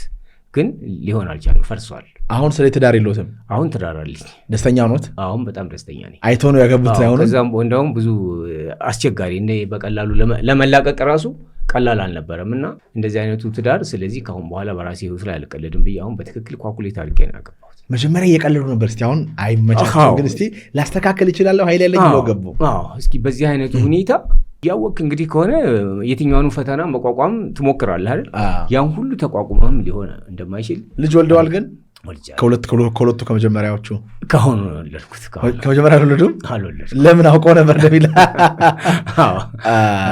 እና የአስትሮሎጂ ጥምረት በባልትና ሙያ ይመሰላል። በአብዛኛው ጊዜ ነገሮችን ወይም ደግሞ በሙዚቃ መሳሪያ ተጫዋች ይመሰላል። መቃኘት ያስፈልጋል። አንድ ሰው ዝም ብሎ ክራሩን አንስቶ ወይ ጊታሩን ወደ ሙዚቃ አይገባም። መጀመሪያ መቃኘት ይኖርበታል። ልክ የአስትሮሎጂና የኖሜሮሎጂ ሚስጥሮችን፣ የስራ ፊልዶችን፣ ጋብቻዎችን፣ ተስማሚ አቅጣጫዎችን፣ እድለኛ ከለሮችን መጀመሪያ መቃኘት በጣም ያስፈልጋል። ውጤታማ ያደርጋል። ኮከቤን እንዴት ነው የማውቀው? አሁን ኮከብ በተመለከተ አሁን የተዛባ ሁኔታ አለ። አሁን ባለነው ማህበረሰብ ውስጥ ማለት ነው። የልደት ቀንን ኮከቤ ነው ብሎ የሚያምኑ ሰዎች አሉ። ይሄ ላይክ እንደዚህ ሳጁታሪስ ምናምን ይባላል። እሺ፣ እሱ ስህተት ነው የሚሆነው። ምክንያቱም ጎርጎሪዎስ የሚባል ሰው የሮማ ቤተክርስቲያን አስተዳዳሪ የነበረ ጎርጎሪዎስ የሚባል ሰው የስነ ከዋክብት ሊቃውንቶችን አሰባስቦ ባደረገው ሙከራ ነው። ይሄ ጥቅምት ተወልጃለሁ፣ ስኮርፒዮ ነኝ፣ ህዳር ሳጂታሪስ ነኝ ምናምን፣ ሐምሌ ከሆንኩኝ ሊዮ ነኝ። ይሄ ስህተት ነው የሚሆነው። ይሄኛው ስሌት ምንድን ነው? የዓለም ፍጻሜ ራሱ በአውሮፓውያኖች አቆጣጠር በ2000 ነው ብለው ነበር። ምናልባት የምታስታውስ ከሆነ በእኛ 92 የዓለም ፍጻሜ ነው ተብሎ ነበረ። የዓለም ህዝብ እንዲሁ ቁሞ ነው ያደረው። ገና 400 ምናምን ዓመት ይቀረዋል ገና ነው ብላ ተኝታ ያደረችው ኢትዮጵያ ብቻ ነች። እና ያ በጣም የሚገርመኝ ነገር ነው። ከ400 ዓመት በኋላ ነው የሚጠፋው። ከ400 ዓመት በኋላ ነው እንጂ አሁን እንደሚሉት ወቅቱ ደርሷል ምናምን 8ኛው ሺህ ከነገ ዛሬ ይጠፋል የሚባለው ነገር ይሄ ስህተት ነው የሚሆነው። ገና 400 ምናምን ዓመት ገና ይቀረዋል። እና ኢትዮጵያ በ92 በእኛ በአውሮፓዎቹ ደግሞ ሚሌኒየም በሚባለው ሰዓት ገና ነው ብላ ተኝታ ያደረችው ኢትዮጵያ ብቻ ነች ማለት ነው። ስለዚህ ትክክለኛው አቆጣጠር ምንድን ነው ታዲያ? የኢትዮጵያኖች አቆጣጠር ነው። እንዴት ነው እሱ? የኢትዮጵያኖች አቆጣጠር ከሀ እስከ ፐ ያሉት ፊደሎች በስተጀርባቸው ተተካኪ ቁጥር አላቸው። ዋው! ሀ አንድ ቁጥር ነች፣ ፐ 800 ቁጥር ነች ማለት ነው። ይሄ አስትሮሎጂ ነው። ይሄኛውን ነገር ኳልኩሌት አድርገህ ካላገኘው በስተቀር የተወለድኩት ጥቅምት ነው። በጥቅምት ወር ውስጥ አሁን ለምሳሌ 12 ልጆች ቢወለዱ አንድም ስኮርፒዮ ላይኖር ይችላል። ወይም ደግሞ ሐምሌ ላይ ወይም ነሐሴ ላይ 12 ልጆች ቢወለዱ በዛ ወር አንድም ቪርጎ ወይም ደግሞ ሊዮ ላይኖር ይችላል ማለት ነው። ኦኬ፣ እርስዎ መቼ ነው የተወለዱት? ሰኔ ነው የተወለድኩት። ሰኔ ምንድን ነው ኮከቡ? ሰኔ ስንት ተወለዱ? ሰኔ 27 ነው የተወለድኩት። ሰኔ 27 ኮከቡ ካንሰር ነው የሚባለው፣ ግን እኔ ካንሰር አይደለም ኤሪስ ነኝ። እንዴት ነው እሱን ካልኩሌት ያደረጉት? ካልኩሌት አድርጌ ነው ስሜንና የእናቴን ስም ማለት ነው። ይሄ አስትሮሎጂ። ለምሳሌ የእርሶ ስም አለ፣ የእናቶት ስም አለ። ከዛ ምን አደረጉት? ቁጥሩን አመጡት። አይኖ ዶክተር ሮዳስ ባለፈው ሲያወሩ መጽሐፋቸው ላይም አለ እያንዳንዱ ቁጥር እያንዳንዱ ፊደል ከበስተጀርባው ቁጥር ያለው ዓለማችን ላይ ያለ ቋንቋ በጣም ጥቂት ነው። የኢትዮጵያ ያለ ዕብራይስጥና ግሪክ ነው። እያንዳንዱ ፊደል ከበስተጀርባው ቁጥር አለ። ለምሳሌ እሳቸው ቀመረ ግዕዝ የሚል ኮርስ አላቸው። በዛ ካልኩሌት አድርገው የኔ ቁጥር የሚመጣው ስሜ 8 ነው የሚመጣው። ፊደሌን እያንዳንዱን ሰርቶት ምናምን ነገር ያንተ 8 ነው የሚመጣውና ምን ነው ሳቆ 8 ጥሩ ቁጥር አልነበር እንዴ? አይ ትክክል ነው፣ ጥሩ ነው። ትክክል ነው ያሉት ሊሆን ይችላል። እኔ አልለካሁትም፣ ለክቼ እነግራለሁ። እሺ ይነግሩኛል። ስለዚህ የሚገርም ኮርስ ነው ያለው። ብዙ ሰዎችንም እየቀየረ ይገኛል። ወደ ውስጣቸው ወደ ሳብኮንሽሳቸው እንዲገቡ ሆሊስቲክ ማንነታቸውን እንዲያውቁ እያደረገ ይገኛል። ቁጥር አለው። አሁን ብዙ ሰዎች የማያውቁት ሀለ ሀመ ያር ሲሄድ ከበስተጀርባቸው ኮድ አለ ማለት ነው። ቁጥር ደግሞ የዩኒቨርሱ ላንጉጅ ነው፣ የእግዚአብሔር ቋንቋ ነው። መጽሐፍ ቅዱስ ራሱ ከበስተጀርባው ፊደል አለ። የካም መታሰቢያ የሚል መጽሐፍ አለ። ዓለም ላይ ራሱ ሳይንቲስቶች ያጠኑት ነገር መጽሐፍ ቅዱሱ ፊደሉ ሳይሆን ከበስተጀርባው የተቀመጡ ቁጥሮች ለሰው ልጅ የሆነ የሚናገሩት መልእክት አለ። ኢቭን አሁን ያን መጽሐፍ ቅዱስ በኤአይ እንጻፈው እናጥፋና በኤአይ እንጻፈው እየተባለ ነው። እና ከመጽሐፍ ቅዱስ ጀርባ ያለውን ኮድ ልናጣው እንችላለን። ይሄ ነገር መሆን የለበትም ብለው አንዳንድ የነቁ ሳይንቲስቶች ሲያወሩ ሰምቻለሁ። እርስዎ እንዴት ካልኩሌት አድርጉ ራስዎን? ትክክል ነው። በእስልምናም ሃይማኖት ሆነ በኦርቶዶክስ ሃይማኖት ይሄ የቁጥር ቋንቋ ዋነኛውን ድርሻ ይዘዋል እንጂ አሁን የልደት ቀን ለምሳሌ እኮ የምዕራባውያኖቹ የስሌት ጠቅላላ ከኛ የተወሰደ ነው፣ ኮፒ ተደርጎ ነው። ግን አተረጓጎም ላይ ለምሳሌ ስኮርፒዮ ጥቅምት ይወለዳል አይደለም፣ ጥቅምት ይሾማል ወይም ደግሞ ጥቅምት ጎልቶ ይታያል ይጋለጣል ሊሆንም ይችላል። ሊሆም ሐምሌ ላይ ለምሳሌ ስኮርፒዮ ጥቅምት ላይ ብቀላ ነው የሚያስበው እስካሁን ለደረሰበት። እንግዲህ ጥቅምት ላይ ለመበቀል ይነሳሳል፣ ግን ጥቅምት ላይ ደግሞ ያመዋል። እና ይሄ ሲስተሙ ምንድን ነው? 13ኛው 12 ከዋክብቶች 12ቱ ባህርያት 12ቱ ደቀ መዛሙርት ይባላል አይደል? በእናንተ 13ኛው ራሱ ጌታችን ነው፣ ራሱ ፈጣሪ ነው፣ ራሱ አላህ ነው። እና የ12ቱን ድክመትና ጥንካሬ የሚጠግንበት የራሱ የሆነ ሲስተም አለው። የኤሪስን ችኮልነት፣ የታውረስን ግትርነት፣ የጄሚኒን ቅብጥብጥነት፣ የካንሰርን ስግብግብነትና ፍርሃት፣ የሊዮን ዘለፋ፣ የቪርጎን ውሃ ቀጠነ ወቀሳ፣ የሊብራን ማመንታት የመወሰን ችግር ማለት ነው። የስኮርፒዮን በቀል፣ የሳጂታሪስን ልድፍ አነጋገር፣ የካፕሪኮርንን ቅዝቃዜ ድብርት፣ የአኳሪየስን ደግሞ ችኮነት ችኬ ማለት ጸባይ፣ የፓይሲስን አይናፋርነት የሚቆጣጠርበት የራሱ የሆነ ሲስተም አለው። ለኤሪስ ብሩህ አእምሮ ሰጥቶታል። ለታውረስ ጥንካሬን ጽናትን ሰጥቶታል። ለጀሚኒ ሁለገብነትን፣ ለሊዮ ፍቅርና ችሎታን ሰጥቶታል። ለቪርጎ አለማበላለጥን፣ ለሊብራ ፍትህን፣ ለስኮርፒዮ ጥልቅ እውቀትን፣ ለሳጂታሪስ ጽናትን ወይም መከራቻይነትን፣ አኳሪየስ ትንቢትን፣ ለፓይሲስ ደግሞ ምንድነው ብሩህ አእምሮ ሰጥቷቸዋል ይላል። 13ኛው የእያንዳንዳችንን ጥንካሬና ድክመት የሚቆጣጠርበት የራሱ የሆነ ስልት አለው። ጥቅምት ላይ ስኮርፒዮ ይሾማል ወይ ጎልቶ ይታያል ወይም ይጋለጣል ሊሆን ይችላል። ብቻ የሰራው ነገር በስኮርፒዮ ምሳሌ ብዬ ነው ስኮርፒዮ ያነሳሁት። በዛ ወር ላይ እያንዳንዱ ኮከብ ጎልቶ የሚታይበት ወይ የሚጋለጥበት እንጂ የሚወለድበት አይደለም። ሐሳበ ልደት የሚባለው ነገር እነሱ ደግሞ ያንን ሐሳበ ልደት የሚባለውን ወደ አሁኑ ላፍ አድርገው ስኮርፒዮ ጥቅምት ይወለዳል፣ ህዳር ደግሞ ሳጂታሪስ፣ ታህሳስ ካፕሪኮርን እያሉ የ12ቱን ከዋክብቶች ስያሜ አስቀመጡ። ከዛ ሰፊ ትንታኔ አድርገዋል። በእያንዳንዱ ኮከብ ላይ የተተነተነው ትንታኔ ትክክል ነው። ይሄኛው ኮፒ ስለሆነ ማለት ነው። ግን ያኛው የልደት ቀን አድርገው ነው ያሰቡት። በዛኛው የልደት ቀን ራሱን የቻለ ሌላ ባህሪ አለ፣ ሌላ ተሰጥኦ አለ፣ ሌላ ተልእኮ አለ እንጂ ጥቅምት የተወለደ ሁሉ ስኮርፒዮ ነው ወይም ደግሞ ህዳር የተወለደ ሁሉ ሳጊታሪስ ነው ለማለት አይቻልም። ያ የእነሱ ስህተት ምንድን ነው? ይሄኛው የልደት ቀን አድርገው ወደ አሁኑ በዛ ነው እንዳለ ጉግል ላይ ምን ላይ የሚጫኑት እሱን ነው። እሱ ስለሆነ አሁን ጥቅምት የተወለደ ሁሉ ስኮርፒዮ ነኝ እያለ በሌላ እንትን ላይ በሌላ ቦታ ላይ የተነተንኩት አንድ ነገር አለ። ለኤሪስ ዳይመንድ ወይም ደግሞ ሲትሪን ይስማማዋል። ለታውረስ ደግሞ ኤሜራልድ ይስማማዋል። ለጀሚናይ ጋርኔት ይስማማዋል። ለካንሰር ፐርል ይስማማዋል። ለሊዮ ደግሞ ሩቢ ወይም ፔሪዶት። ለቪርጎዎች ሳርዶኒክስ የሚባለው የድንጋይ ዝርያ ይስማማቸዋል። ለሊብራ ፋየር ይስማማዋል። ለስኮርፒዮ ኦፓል፣ ለሳጊታሪስ ቶፓዝ፣ ለካፕሪኮርን ደግሞ ጋርኔት፣ አኳሬስ ቶርኳይዝ ወይም አኳማሪን፣ ለፓይሲስ ሙንስቶን ወይም ብለድስቶን እና የተወለድንበት ቀን ነው በማለት አሁንም ሌሎች ሰዎች እንዳይዛቡ። እርሱ አሁን አግኝተዋል፣ የራስዎን ፐርፐዝ ወይም አላማ ወይም ግቦን አግኝተዋል። እንዴት ነው ያገኙት? ለምሳሌ ማለት ሰው እንዲገባውን አሁን ቀጥታ እንዲመልሱ የሚፈልገው 27 ተወለዱ፣ ከዛ እንዴት ነው ያገኙት? አሁን ለምሳሌ ሰኔ 27 የተወለደ ልጅ ሊኖር ይችላል። እንዴት? እስቲ ሰኔ 27 በመወለዱ ብቻ የሚያመጣው አንድም ነገር የለም። ሰኔ 27 የተወለዱ ሁሉ ካንሰሮች አይደሉም። ከሀ እስከ ፐ ያሉት ፊደሎች ተተካኪ ቁጥር አላቸው። በፊደሉ ጀርባ ያለው እሱ መፈተሽ አለበት። ከዛ ይፈተሻል። ለምሳሌ ካንሰር ከሆነ ለምሳሌ ተፈትሾ ካንሰር ከሆነ እሱ እንዴት ነው ካንሰር መሆኑን የምናውቀው? ስፈትሸው ካልኩሌት አድርጌ ባለሙያ ነው እንግዲህ ይህንን ነገር ለምሳሌ አሁን ዶክተር ረዳስ ካልኩሌት አድርጎ አንተን 8ኛው ነው ብሎ አግኝቶታል አይደል? 8 ነው ብሎኛል። 8ኛው ከሆንክ ስኮርፒዮ ነህ። ስኮርፒዮ ወይም 8ኛው ኮከብ አቅራቡሃ ነው። አቅራቡሃ ከሆንክ ደግሞ የሚስማማ ስምህ እና የአባት ስም ካልኩሌት ተደርጎ 25 ቁጥር መምጣት አለበት። 25 ቁጥር ከመጣለህ ድፍንቅል ውስጥ ራሱ ምን አለ ብለን አሁን ለማወቅ ያስቸግራል። ድፍንቅል ውስጥ ራሱ ምን አለ ብሎ ራሱ ለማወቅ የማያዳግተው አይነት ሰው ነው። ስለ ሌላው ዓለማት ሁሉ ከምድራዊ ከሚዳሰሰው ከሚታየው ውጭ ያሉትን ነገሮች ሁሉ ያስሳል። በማንበብ በመጠየቅ በማዳመጥ ወዘተ በየትኛውም እንቅስቃሴው ሁሉ ከማሰስ አይመለስም ነው የሚለው። ስኮርፒዮ ከሆንክ ጥንድ ቁጥር 25 መምጣት አለበት። ጥንድ ቁጥር 25 ከመጣልህ ሰዎችንና ነገሮችን እስከ ውስጣቸው ማለት ነው ጥንቃቄ በማገናዘብ የሚሰራ አይነት ሰው ነው የሚሆነው ይላል። ጥንድ ቁጥር 17 ከመጣልህም ጥሩ ነው፣ ከአንተ ጋር ይስማማል። 1 ሲደመር 7 8 ነው የሚሆነው። 25 ከመጣ ደግሞ 2 ሲደመር ምንድነው 5 7 ነው የሚመጣው። የሚስማሙ ቁጥሮች 2 ቁጥር 7 ቁጥርና 8 ቁጥር ነጠላ ቁጥሮች ማለት ነው። ስለዚህ ጥንድ ቁጥሩ 20 ቁጥር መምጣት አለበት። whatever እጅን ግን ማንበብስ? እሺ እጆችን ሻምብል ይችላል።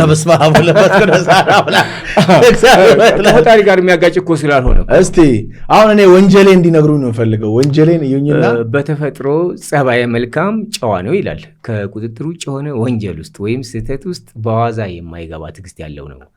ጠብና ውካታ ካለበት ቦታም ይርቃል። ጭቅጭቅን አጥብቆ ስለሚጠላ የሚደረግበትንም ተጽዕኖ በትዕግስት ይቀበላል። ገንዘብ በተመለከተ የሆነ የሚባክንበት ነገር ቢሆንም በሐሳቡም በተግባሩም ለጋሽ ነው፣ ቸር ነው ነው።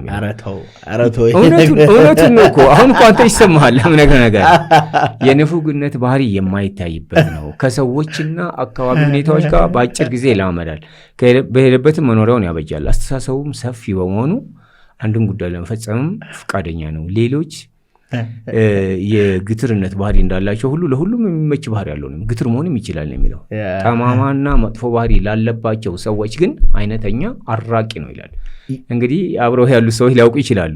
ጠማማና መጥፎ ባህሪ ያለባቸውን ሰዎች ግን ሁልጊዜ ይቃወማል ነው የሚለው። ለምን እንደዚህ ታደርጋለህ? ለምን ጠማማ ትሆናላችሁ? ምናምን ልትል ትችላለህ። እና ሁልጊዜ ልትጋጭ የምትችለው ጠማማነትን በመቃወም ነው የሚሆነው። ያለ እረፍት ሁልጊዜ ሰዎች ጋር የምትጋጭበት ነገር ጉዳይ ቢኖር አንተ ለምን ጠማማ ትሆናላችሁ?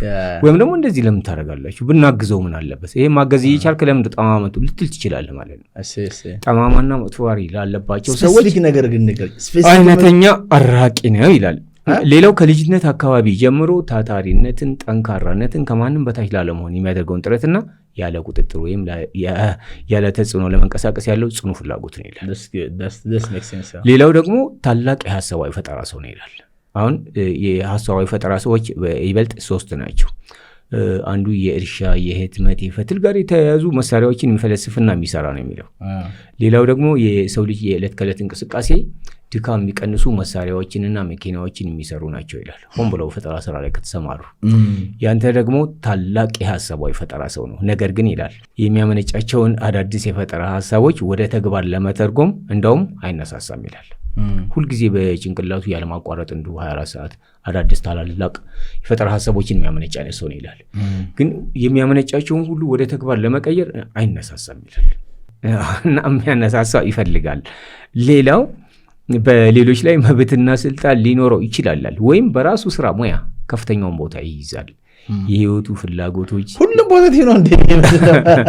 አይ ያሉትን እኮ ነው። አሁን አንተ የሚሰማህን ነገር ነው ነገር እና ሌላው ምንድነው? ስጉ ነው። ምንድነው የሚያሰገኝ?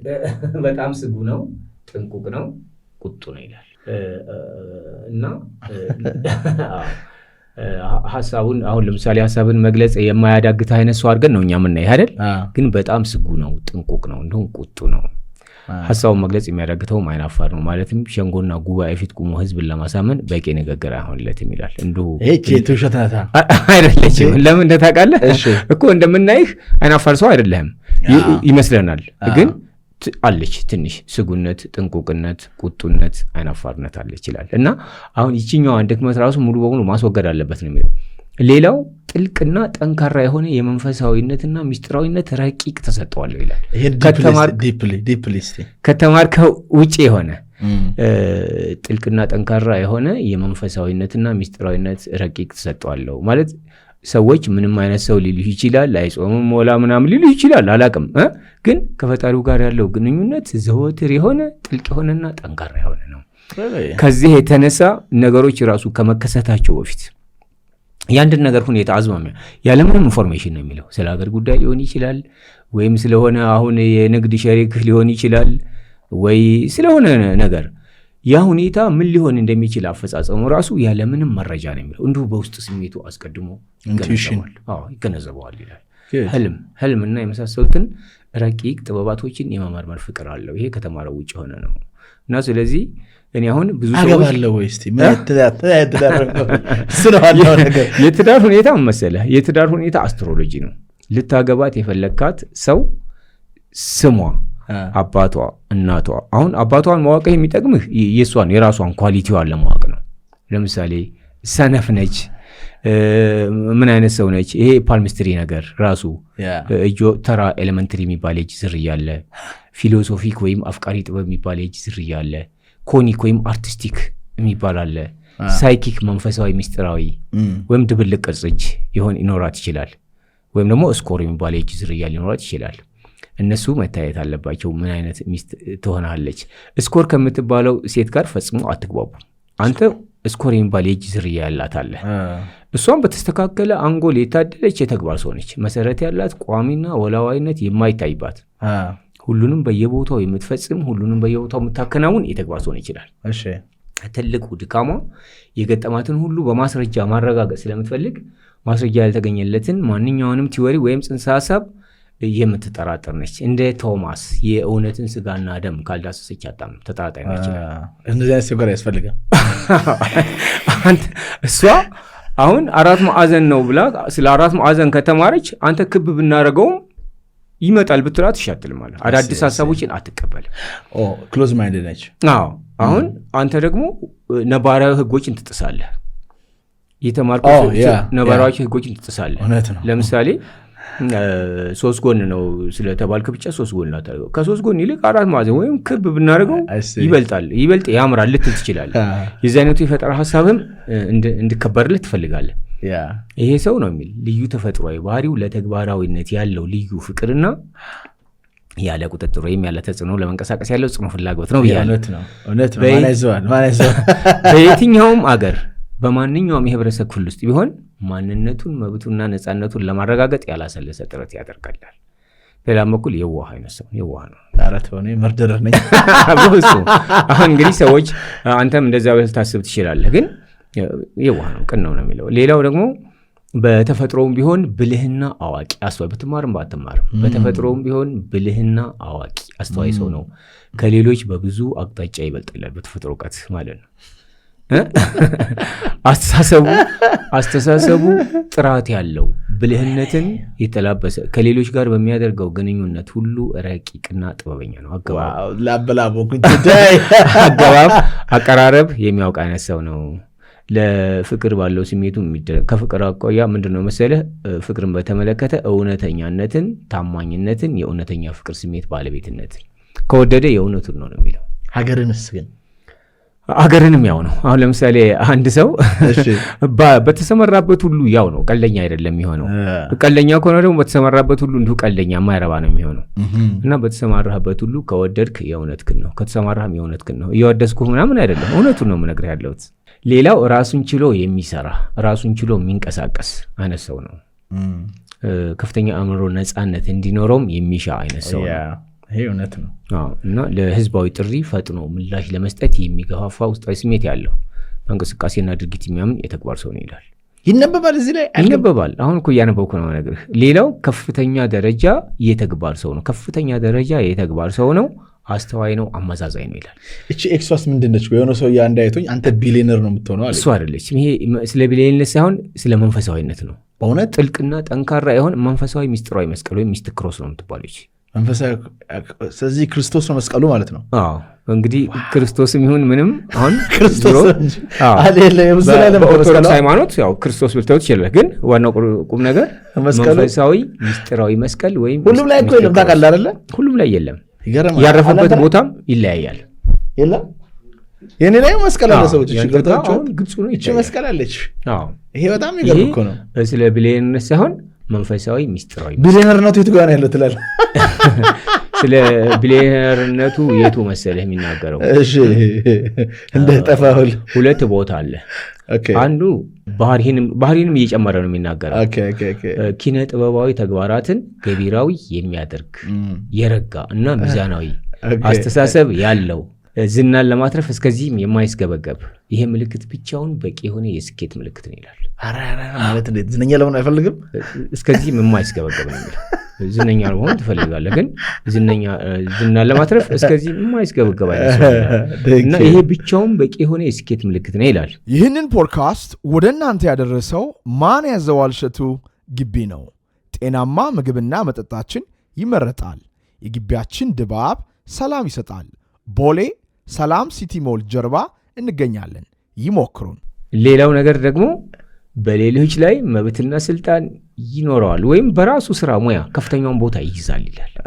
ይህ ሰዎች ወደዱም ጠሉም ነው፣ ችሎታው ራሱ ነው የሰጠው ይላል። እና ሰዎች ወደዱም ጠሉም ከፍተኛውን ቦታ ይይዛል። ይህም ምርጥ የሆነ የስኬት ምልክት ነው ማለት ነው። ሰዎች ወደዱም ጠሉም ብትወዱኝ ይሻላል። ማይ ጋድ ቢወዱ ይሻላል። ሌላው ነገር ደግሞ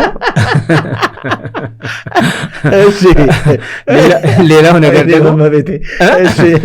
ነገር ደግሞ ለሰው ልጆች ሁሉ ነው የሚለው። የዘር ሃይማኖት ምናምን ሳትል ለሰው ልጆች ሁሉ መልካም ነገርን ማድረግ ብቻ ነው ይላል። አቅም ካልገደበህ በስተቀር ለሰው ልጆች ሁሉ መልካም ነገርን ማድረግ ብቻ ነው ይላል። ቪዲዮቼ ምናምን አይተህ ነው ወይስ እንዴት ነው? አይደለም። እኔ እንደውም ስለአንተ አላውቅም ነበር፣ አይቼህም አላውቅም ነበር። አሁን ነው ሌላ ሰው የነገረኝ እንጂ ነው ይቻላል። እና ለሰው ልጆች ሁሉ እንዲሁ መልካም ነገርን ማድረግ ብቻ ነው። የተለየ ነገር ምን አለኝ? እንደው ብዙ ሰው ጋር የተማጣቀው ነገር ያየኸው ዩኒክ ነገር ምን አይተሃል? አሁን አንደኛ ያየሁት ይሄ ኪነ ጥበብ በተመለከተ ነው። የኪነ ጥበብ ነገሮችን ገቢራዊ የሚያደርግ የረጋና ሚዛናዊ ዝናን ለማትረፍ እስከዚህም የማይስገበገብ።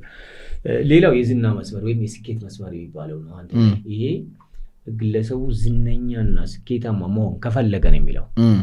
ይሄ ይሉኝታ ምናምን የሚባል ነገር ያስቸግረዋል ነው የሚለው። እና ይሄ ይሉኝታ ምናምን የሚባለውን ነገር ትቶ ያስፈልጋል ወይም አያስፈልግም በሚለው አቋም ላይ ብቻ። ይሄ እውነት ነው። በስማ this is true። እንደፈለጉት አንደኛ ዝነኛ መሆን እንደምችል አውቃለሁ፣ ግን አይኖ ዝና የራሱ አደጋ ስላለ ደግሞ ምሸሻው ነገር ነው እንጂ I can be famous በፈለግኩት በፈረንጅም በአበሻም ዝነኛ ለሆን ብል አይከብደኝም። ግን እኔ ነፃነቴን ፈልገዋለሁ። በአለመታወቅ ውስጥ ያለው ነፃነት ወደዋለሁ። ይሉኝታ አለበት ነው።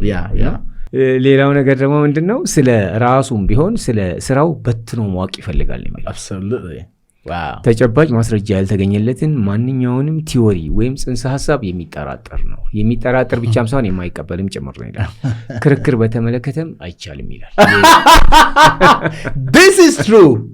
This is for real true. ይሄ እውነት ነው። ክርክር በተመለከተ አይቻልም። የክርክር ሀሳብ ከመቅጽበት የሚያመነጭ ፈጣን ነው። እንዲበሳጭ ማድረግ ከተፈለገም በቀላሉ መቀስቀስ ይቻላል። ይሄ እውነት ነው። Thank you so much. እስኪ ቀጠርጋቸውና ሌላው ሚስጥር በተመለከተ ሚስጥር በተመለከተም ሚስጥር መሆኑን ካወቀ ይሄን ሰው አደራህን ስለዚህ ጉዳይ ሚስጥር ጠብቅ ማለት አያስፈልግም ነው የሚለው። ሚስጥር እንዳያወጣ የሚያስገድደው የራሱ የሆነ ስነ ምግባር አለው ይላል። አሁን እውነት ነው። አሁን አንዳንድ ሰዎች አንዳንድ ሰዎች አሁን የሚያስገድል እነሱን ራሳቸውን እንኳን የሚጎዳ ነገር ቢሆን አስምለውም ቢሆን ፈጽሞ ሳይተነፍሱ ማደር እንደማይችሉ ደግሞ አሁን ምልክቱ ካለ ያሳያል ማለት ነው። ስለዚህ እኔ ሚስጥር ጠባቂ ነኝ። ይሄ እውነት ነው። በእውነት እውነት ነው። This is true። ለማካበር ሳይሆን ከድሮ ጀምሮ እውነቱን ነው ነግሬህ ያለሁት። ሌላው ነገር ያው ህዝባዊ እውቅናን ለማግኘት ዝናን ለማትረፍ ስምን ለማትረፍ የሚያደርገው ጥረት ከፍ ያለ ነው ይላል። ነገር ግን ያው በተፈጥሮ ፈገግታ በማይለይ ገጽታው አያሌ ወዳጆችን የማፍራትም ልዩ ባህሪ አለው ይላል። ከዚህ ጋር ተያይዞ ያው ኪነ ጥበብና መሰል የፈጠራ ስራዎችን ያደንቃል ይላል። ነገር ግን ኃላፊነት ቦታ ላይ በሚቀመጥ ሰዓት በሚያስተዳድራቸው ሰራተኞች ላይ ከቁጥጥር አንጻር ላላ ያለ ነው የሚሆነው ይላል። ይሄው እያስቸገረኝ አይደል እንዴ? ሰዓት ያረፍዳሉ ያሉ ረጅም ህይወትን ጠንካራነትንና የረጅም ህይወት ግምት ባለቤትነትንም ያሳያል። በሰዓት ነው ኖሮ እድሜ ሞልቶ ጠግቦት ነው የሚኖረው ነው። ተጨማሪ ህይወት መሰረ ወይም ውስጣዊ ኃይል አለው። መንፈሰ ጠንካራ ከመሆኑ የተነሳ የተመረቀ ነው በዋናው ላይ እና ይችኛዋ ተጨማሪ ህይወት መስመር ወይም ውስጣዊ ኃይል የሚባለው በአንድ ሆነ የስራ ሂደት ላይም ጀብደኛ ያደርገዋል። የሆነ ጀብድ ያጋጥመዋል። ወታደሮች ከሆኑ እንደ ጀብድ ያጋጥማቸዋል። አርቲስቶች ከሆኑ በየትኛውም ነጋዴም ቢሆን እንዲሁ አንድ ወቅት ጀብድ ያጋጥመዋል። ጀብደኛ ያደርገዋል። ስለ ካወራህልኝ ነገሮች አሮ ነው አብዛኞቹ እኔ ራሴን ማቅሰው ነኝ። ራሴን ማክሰም ሲባል ምን ሆነ ያለው ወደፊት እንደዚህ አይነት ሰው አይደለም። I know where I'm going ምን እንደማደርግ አውቃለሁ። ድብና አድርጌ አውቃለሁ። ከየት እንደመጣው ማክሰው ነኝ። የተባሉት አብዛኛው ነገር ከኔ ጋር የሚሄዱ ነገሮች ናቸው። ስራዬን ለማወቅ ሞክራለሁ። ዝና ዳማች yes ሰው ያቀኛል፣ ግን ያን ያህል ኢንፑት ከጥቅሙ ለስራዬ ነው እንጂ ባልታወቅ በጣም ወድ ሰው ነኝ።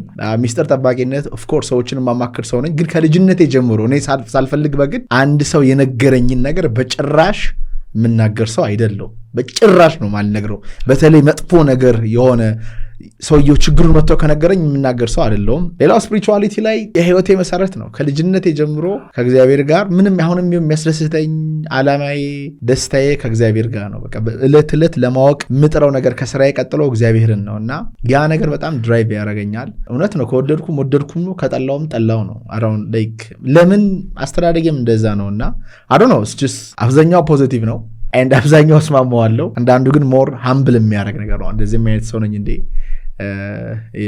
የሚያደርግ ነው። አዎ የነገርኩት ትክክለኛ ተሰጥኦን ነው እና አሁን ይሄ ጥበብ አብዛኛዎቹ መሰል አሁን እኛ ሀገር ላይ ያለው ነገር ስለ አስትሮሎጂ ራሱ ኮከብ ቆጠራ ብለህ በአማርኛ ከምትናገር በፈረንጀኛው አስትሮሎጂ ካልካቸው ምንም አይደለም፣ ኖርማል ነው ለነሱ። ኮከብ ቆጠራ ካልካቸው ግን ወዳውኑ ጥንቆላ ነው በማለት ይሄ እንደፍረህ እንኳን እንዴት ትናገራለህ ወደሚለው ይደነግጣሉ እነሱ። አልተቹም ሰዎች ምናምን ይተቻሉ። እንግዲህ እንደውም ስተችህ ነበር በጣም ብዬ ነበር ይላሉ አንዳንዶቹ። መጥተው በአካል ካገኙ በኋላ ግን በጣም ደስተኛ የሚሆኑ ሰዎች አሉ ማለት ነው። በአካል አግኝቶኝ አንድም ሰው አንብቤለት የተቃወመ ሰው አንድም ሰው እንኳን የለም። ምክንያቱም የሚጨምርለትም ሆነ የምቀንስለት ነገር የለ፣ ያለውን ነገር ነው የምነግረው። ያለባቸውን ችግርም እንደዚሁ ነግራቸዋለሁ እና እንዴት ማስተካከል እንዳለባቸው። ይህስ የምንድን ነው? ይሄኛው አሁን እንደውም ልጠይቅህ ነበርና የግራጁ ይበልጥ አሁን ያለፉት ታሪኮች ላይ አሁን በልጅነት አካባቢ ከነበረው ሁኔታ ምንድን ነው መሰለህ የሚያሳየው የነበረው ጸጥታ የሰፈነበት ኑሮ መኖር ይፈልግ ነበር ነው የሚለው። ይበልጥ ጸጥታ የሰፈነበት ኑሮ መኖር ስለሚፈልግ ውካታ ያለባቸውን አጥብቆ ይጠላ ነበር ነው የሚለው እና ይሄም ገፍቶ ወደ ዓለም እንዳያወጣ ያጓትት ይችላል። ለምሳሌ ጸጥታ የሰፈነበት ኑሮ መኖር ስለሚሻ ውካታ ያለበትን አጥብቆ ይጠላ ነበር ነው የሚለው። ሌላስ ልጅነቴ ላይ ሌላው ነገር አሁን ካለው ጋር ምንም ብዙ የሚለየው ነገር ስለሌለ ማለት ትንሽ ነው ልዩነቱ። አሁን ይሄ በጣም ስጉነት፣ ጥንቁቅነት፣ ቁጡነት፣ አይነፋርነት የሚለው አሁን ቀስ በቀስ እየተሻሻለ እየጠፋ ራሱን ችሎ የሚሰራ ራሱን ችሎ የሚንቀሳቀስ ከፍተኛ አእምሮ ነፃነት እንዲኖረው የሚሻ ወደሚለው አቅጣጫ አሁን እየመጣ ስለሆነ ያለው አዳዲስ ሀሳቦችን የማመንጨት አዳዲስ ሀሳቦችን የመፈልሰፍ ሁኔታዎች ግን በልጅነት ጀምሮ ነበር። ትንሽ ልጅነት አካባቢ ላይ ምንድነው ሁኔታዎች ምቹ ያልሆነ ሁኔታን እንዳሳለፍከ ያሳያል። በቤተሰብ ዙሪያ ላይ ይሁን ብቻ በልጅነት አካባቢ ያለው ሁኔታ ምቹ አልነበረም። ከዛ አይነቱ አስቸጋሪ ሁኔታ ሊወጣው የቻለው በራሱ ጥረት ብቻ ነው። ማንም ይረዳኝ ይላል። በስመ አብ አንተ ይሄ በጣም ምነው ማንም ይረዳው በራሱ ጥረት ብቻ ነው። አንድ ነገር እኔ ያውቃለሁ። ስለ አእምሮ በጣም እያጠናው ስመጣ ሁለት አይነት የአእምሮ ክፍል አለ። ሰዎች ኦፕን ማይንድድ መሆን አለባቸው ብዬ ነው የማምነው። እኔ ከዚህ በላይ መንፈሴን አምነዋለሁ። ጉድ ዳት ያልከው ነገር እኔ ከማምነው ጋር ስለሄደ ዳስ ፋይን። ግን እኔ በልቤ ያለውን እግዚአብሔርን ነው የማምነው። በልቤ ያለውን እግዚአብሔርን አምኜው ልክ ነው ካለኝ አምናለሁ። አንተን ሳይሆን ማምን ወይም እጄ ላይ ያለውን ነገር ሳይሆን ማምነው ልቤ ላይ እግዚአብሔር የሚለኝን አምኜ እሱ የሚለው ነገር ትክክል ነው ካለኝ ነው ማምነው እንጂ አንተ ያልከውን ልክ እንደ እግዚአብሔር ቃል አድርጌ አልወስደው። ዳትስ ጉድ በውስጤ ስለማመን ማለት ነው። ባት ግን ስለ አእምሮ እያጠናው ስመጣ ሁለት አይነት የአእምሮ ክፍል አለ፣ ንቁና ኮንሽስ እና ሳብኮንሽስ የሚባል ማለት ነው። አብዛኛው የማንነታችን ክፍል ሳብኮንሽስ ነው ወይም አናውቀውም። ለምሳሌ አይናችን እንዴት እንደሚያይ አናውቅም፣ ምግባችን እንዴት እንደሚፈጭ አናውቅም፣ ደማችን እንዴት እንደሚዘዋወር አናውቅም፣ ምን እንደሚያናደን ይብን አናውቅም፣ ምን እንደምናስደስተን አናውቅም። ከበስተጀርባችን ቁጭ ብለው ነው ያሉት እነዚህ ነገሮች ማለት ነው። ለምሳሌ እኔ አሁን ቤት ዲዛይን ማድረግ ለምሳሌ እወዳለሁ። አሁን ሌት ላይ ያየሁት ነገር ማለት ነው። ቤቱ ስገባ ፈርኒቸር ምናምን በጣም ደስ ተፈጥሯዊ ቦታ በጣም እወዳለሁ። የምወዳቸውን ነገሮች ማለት ኦኬ ውስጤ ላይ ተቀምጦ ለካ ይሄን ነገር ወደዋለሁ። ቅድም እንዳሉት አርት በጣም ደስ ይለኛል። ጥሩ ስዕል፣ ጥሩ የሆነ ፊልም፣ ጥሩ የሆነ አርቲስቲክ የሆነ የሆነ አርቲስቲክ ነገር በጣም ደስ ይለኛል። ሙዚቃን በተወሰነ መንገድ አብዛኛው ኃጢአት የሆነ ስለሆነ ነው እንጂ ሙዚቃን በተወሰነ መንገድ እንትን ይለኛል። በቃ አይከንሲ ከተማ ውስጥ የሆነ አርት ቢኖር አያዋለሁ። ማስታወቂያ በጣም አያለሁ። አይከንሲ አርት ሰዎች እንዴት እንደሚጥሩ ማለት ነው። እነዚህ ነገሮች ግን ውስጤ ላይ ለምሳሌ ሰው ኮች ማድረግ ከልጅነቴ ጀምሮ የተሰጠኝ ጸጋ ነው። ልጅ ሆኜ በጣም ነው ሰው ማደምጠው። የሰፈራችን ሰራተኞች ቢሆኑ ተማሪዎች ቢሆኑ ከገጠር የመጡ ሰዎች ቢሆኑ አደምጣለሁ። ምክር ከውስጤ ነው የምሰጠው። እናቶች ልጆች ያስመክሩኛል። ግን ቴራፒስት እንደሆንኩኝ ለመረዳት ከብዙ መከራ ኋላ ላይ ነው ያወቅኩት ማለት ነው። ውስጤ የነበረ ነገር ነው። ራይት ይዘኛል። ብዙ ሰዎች ውስጣቸው ምን እንዳለ አያውቁም። ብዙ ነገር በመሞከር በማንበብ ነፍሴ መልስ ይሄ ነገር ለካ የኔ ነው ብዬ እንድወድ አድርጎኛልና ያን ነገር ሊናገር እንደሚችል አውቃለሁ። ይሄ እጄ ላይ ያለው ነገር ያ ሳብኮንሽስ ውስጥ እግዚአብሔር ያስቀመጠውን ነገር ፍንጭ እንደሚሰጠኝና በዚህ መስመር መሄድ እችላለሁ። ግን አሁን ያሉኝን ነገር በሙሉ ደግሞ ቀይሬ በሌላ መንገድ መኖር እችላለሁ። አዎ ትችላለህ። የስ ምንድነው መሰለህ አሁንም እኮ እኔን እመነኝ እያልኩ አይደለም እያወራሁ ያለሁት። ሲጀመርም ደግሞ እኔ ሰዎች ይሄን አንብብልኝ ብለው እንዲጠይቁ ብዬ አይደለም እውቀቱን ያመጣሁት በማንበብ ነው። አንተ እንዳልከው ወደ 960 መጽሐፍቶችን ነው ያነበብኩት። ከዚህ ጋር የተያያዘ በአብዛኛው ሚስጥራዊ መጽሐፍቶችን እወዳለሁ እና ጥንታውያን የሆኑ ነገሮችን እወዳለሁ። ከክርስትና ሃይማኖቶች እኔ ኦርቶዶክስን እወዳለሁ። በእውነት ኦርቶዶክስ ይወዳሉ? ከእስልምና ሃይማኖት ደግሞ የመጀመሪያውን እስልምና እወዳለሁ። ሺያ ሙስሊም ነው? ሺያ ነው የመጀመሪያው እስልምና? ያው ሱፍይ ምናምን የሚባለው የመጀመሪያው እንደ ኦርቶዶክስ ጋር ተመሳሳይ ነው ባህሪው። ኦኬ ጥንታዊው ማለት ነው። ስለዚህ ከክርስትና ሙስሊም ኖት፣ ግን እርስዎ ኦርቶዶክስን ይወዳሉ? ኦርቶዶክስን እወዳለሁ። የቃላት ብቻ ልዩነት ነው ያለው፣ ሌላ ምንም ነገር የለው። ምንድነው አዳም ሐዋ ሔዋን እያለ ከመሄድ በስተቀር ዳዊት ዳዋድ እያለ ከመሄድ በስተቀር አንዳችን የሚለየው ነገር የለም። ክርስቶስ ጋር ስንመጣስ እኛ ምናምነው ከድንግል ማርያም ተወልዶ ከስጋዋ ስጋ ነስቶ የሰው ልጆችን በደል ለማንጻት ተጠምቆ ተሰቅሎ በሶስተኛው ቀን ከሙታን ተነስቶ በአባቱ ቀኝ የተቀመጠንን ብለን ነው የምናምነው። ከሶስቱ አካል አንዱ ነው ብለን ነው የምናምነው እኛ። አብ አለ፣ ወልድ አለ፣ መንፈስ ቅዱስ አለ። ከነዚህ ከሶስቱ አካል አንዱ ከድንግል ማርያም ስጋ የነሳው ወልደ እግዚአብሔር መድኃኔዓለም ነው ብለን እናምናለን። አብ ሰራይ ሰማያትና ምድርን የፈጠረ ነው አብ አባታችን የሚባለው ማለት ነው። ወልድ ደግሞ ዓለምን ያዳናት መድኃኔዓለም እንለዋለን። አብ ሰማይና ምድርን የፈጠረ፣ ወልድ ደግሞ ዓለምን ያዳናት መድኃኔዓለም እንላለን። መጥቶ በፍቅሩ እኛን ብሎ ማለት። ሶስተኛው መንፈስ ቅዱስ ደግሞ አጽናኛችን ነው፣ የሚያጽናናን ማለት ነው። ጌታችን የላከልን አጽናኛችን ነው ብለን ነው የምናምነው። ስለዚህ ይሄ ነገር እስልምና ላይ ካለ ምንድነው አሁን አብ ወልድ መንፈስ ቅዱስ መጽሐፍ ሳነብ አግኝቼዋለሁ። አብ ወልድ መንፈስ ቅዱስን እንደ ሶስት አምላክ አድርገው ይቃወማሉ ይላል። አብ ወልድ መንፈስ ቅዱስ ማለት ፀሐይ ብርሃኗና ሙቀቷ ማለት ነው። ምን የሚለየው ነገር ክብነቷ፣ ፀሐይ አለች፣ ሙቀት አለ። የራሱ አሁን ፀሐይ ነች አይደል? ሙቀት አላት፣ ብርሃን አላት። አብ ወልድ መንፈስ ቅዱስ ማለት ምንም አንድ አምላክ ነው። ፀሐይ ሙቀቷና ብርሃኗ አንድ አካል ነች። እንደዛ ማለት ነው እንጂ ምንም ሶስት አምላክ ሆኖ የሚያደናግረን አይደለም። አንድም ሶስትም ናቸው ነው። እና የሱ ባህሪው ነው እንጂ አንድ አምላክ ነው። ያው አላህ ማለት ነው ወይም አንድ እግዚአብሔር ማለት ነው። ምንም የሚያደናግር ነገር የለውም፣ እናውቀዋለን። ሌላው ደግሞ ኢየሱስ ክርስቶስ ከማርያም የመወለድ ነገር መሬም ነች። ያው መሬም ነች። ነቢ ኢሳ ነው የምንለው እኛ። ዝሮ ከቁርአን ላይም ከሴቶች መሬም ነች ስሙ ያለው ቅዱስ ቁርአን ውስጥ ማለት ነው። እኛ ግን ነቢ ሳይሆን አምላክ ነው እና ጥበቡ የማይመረመር የሚባል ጌታ ነውና ይሄ ቢያደናግረን ምንም የሚያስደንቅ ነገር የለውም። ይገባኛል። ግን አንድ በጣም ማቀው ፌመስ ሙዚቀኛ ነበረና መጽሐፍ ቅዱስ ላይ ኢሳ የአላህ ነፍሱ ነው የሚል ቦታ አለ ቁርአን ላይ። አሚን ኢሳ የአላህ ነፍሱ ነው የሚል አለ አለኝ። እንግዲህ እኔ እሱን አላየሁም፣ ያየሁትን ነው እና የምናገረው። ዞሮ አሁን ኢየሱስ ክርስቶስ ወይም ነቢ ኢሳ የጥንታውያኖቹ አሁን አስተማሪዎቹ ናቸው። የሃይማኖት አስተማሪዎች እስልምናን ከክርስትና ለመገንጠል ክርስትናን ደግሞ ከእስልምና ለመገንጠል ብለው የሚያስተምሩት የመምህራኖቹ የራሳቸው የሆነ ጥበብ አለ። ዓላማውን ወይም ተግባሩን ስታየው ግን ያን ያክል ምንም የሚራራቅ ነገር አይደለም። ኢሳ ሩህላህ ሩህን የሚሰጥ ወይም ነፍስን የሚሰጥ ኢሳ ነው የሚባል አባባል አለ በእስልምና። ኢሳ ሩሃላህ፣ ከድር ወልያላህ፣ ሙሐመድ ረሱሉላህ። ምን ማለት ነው?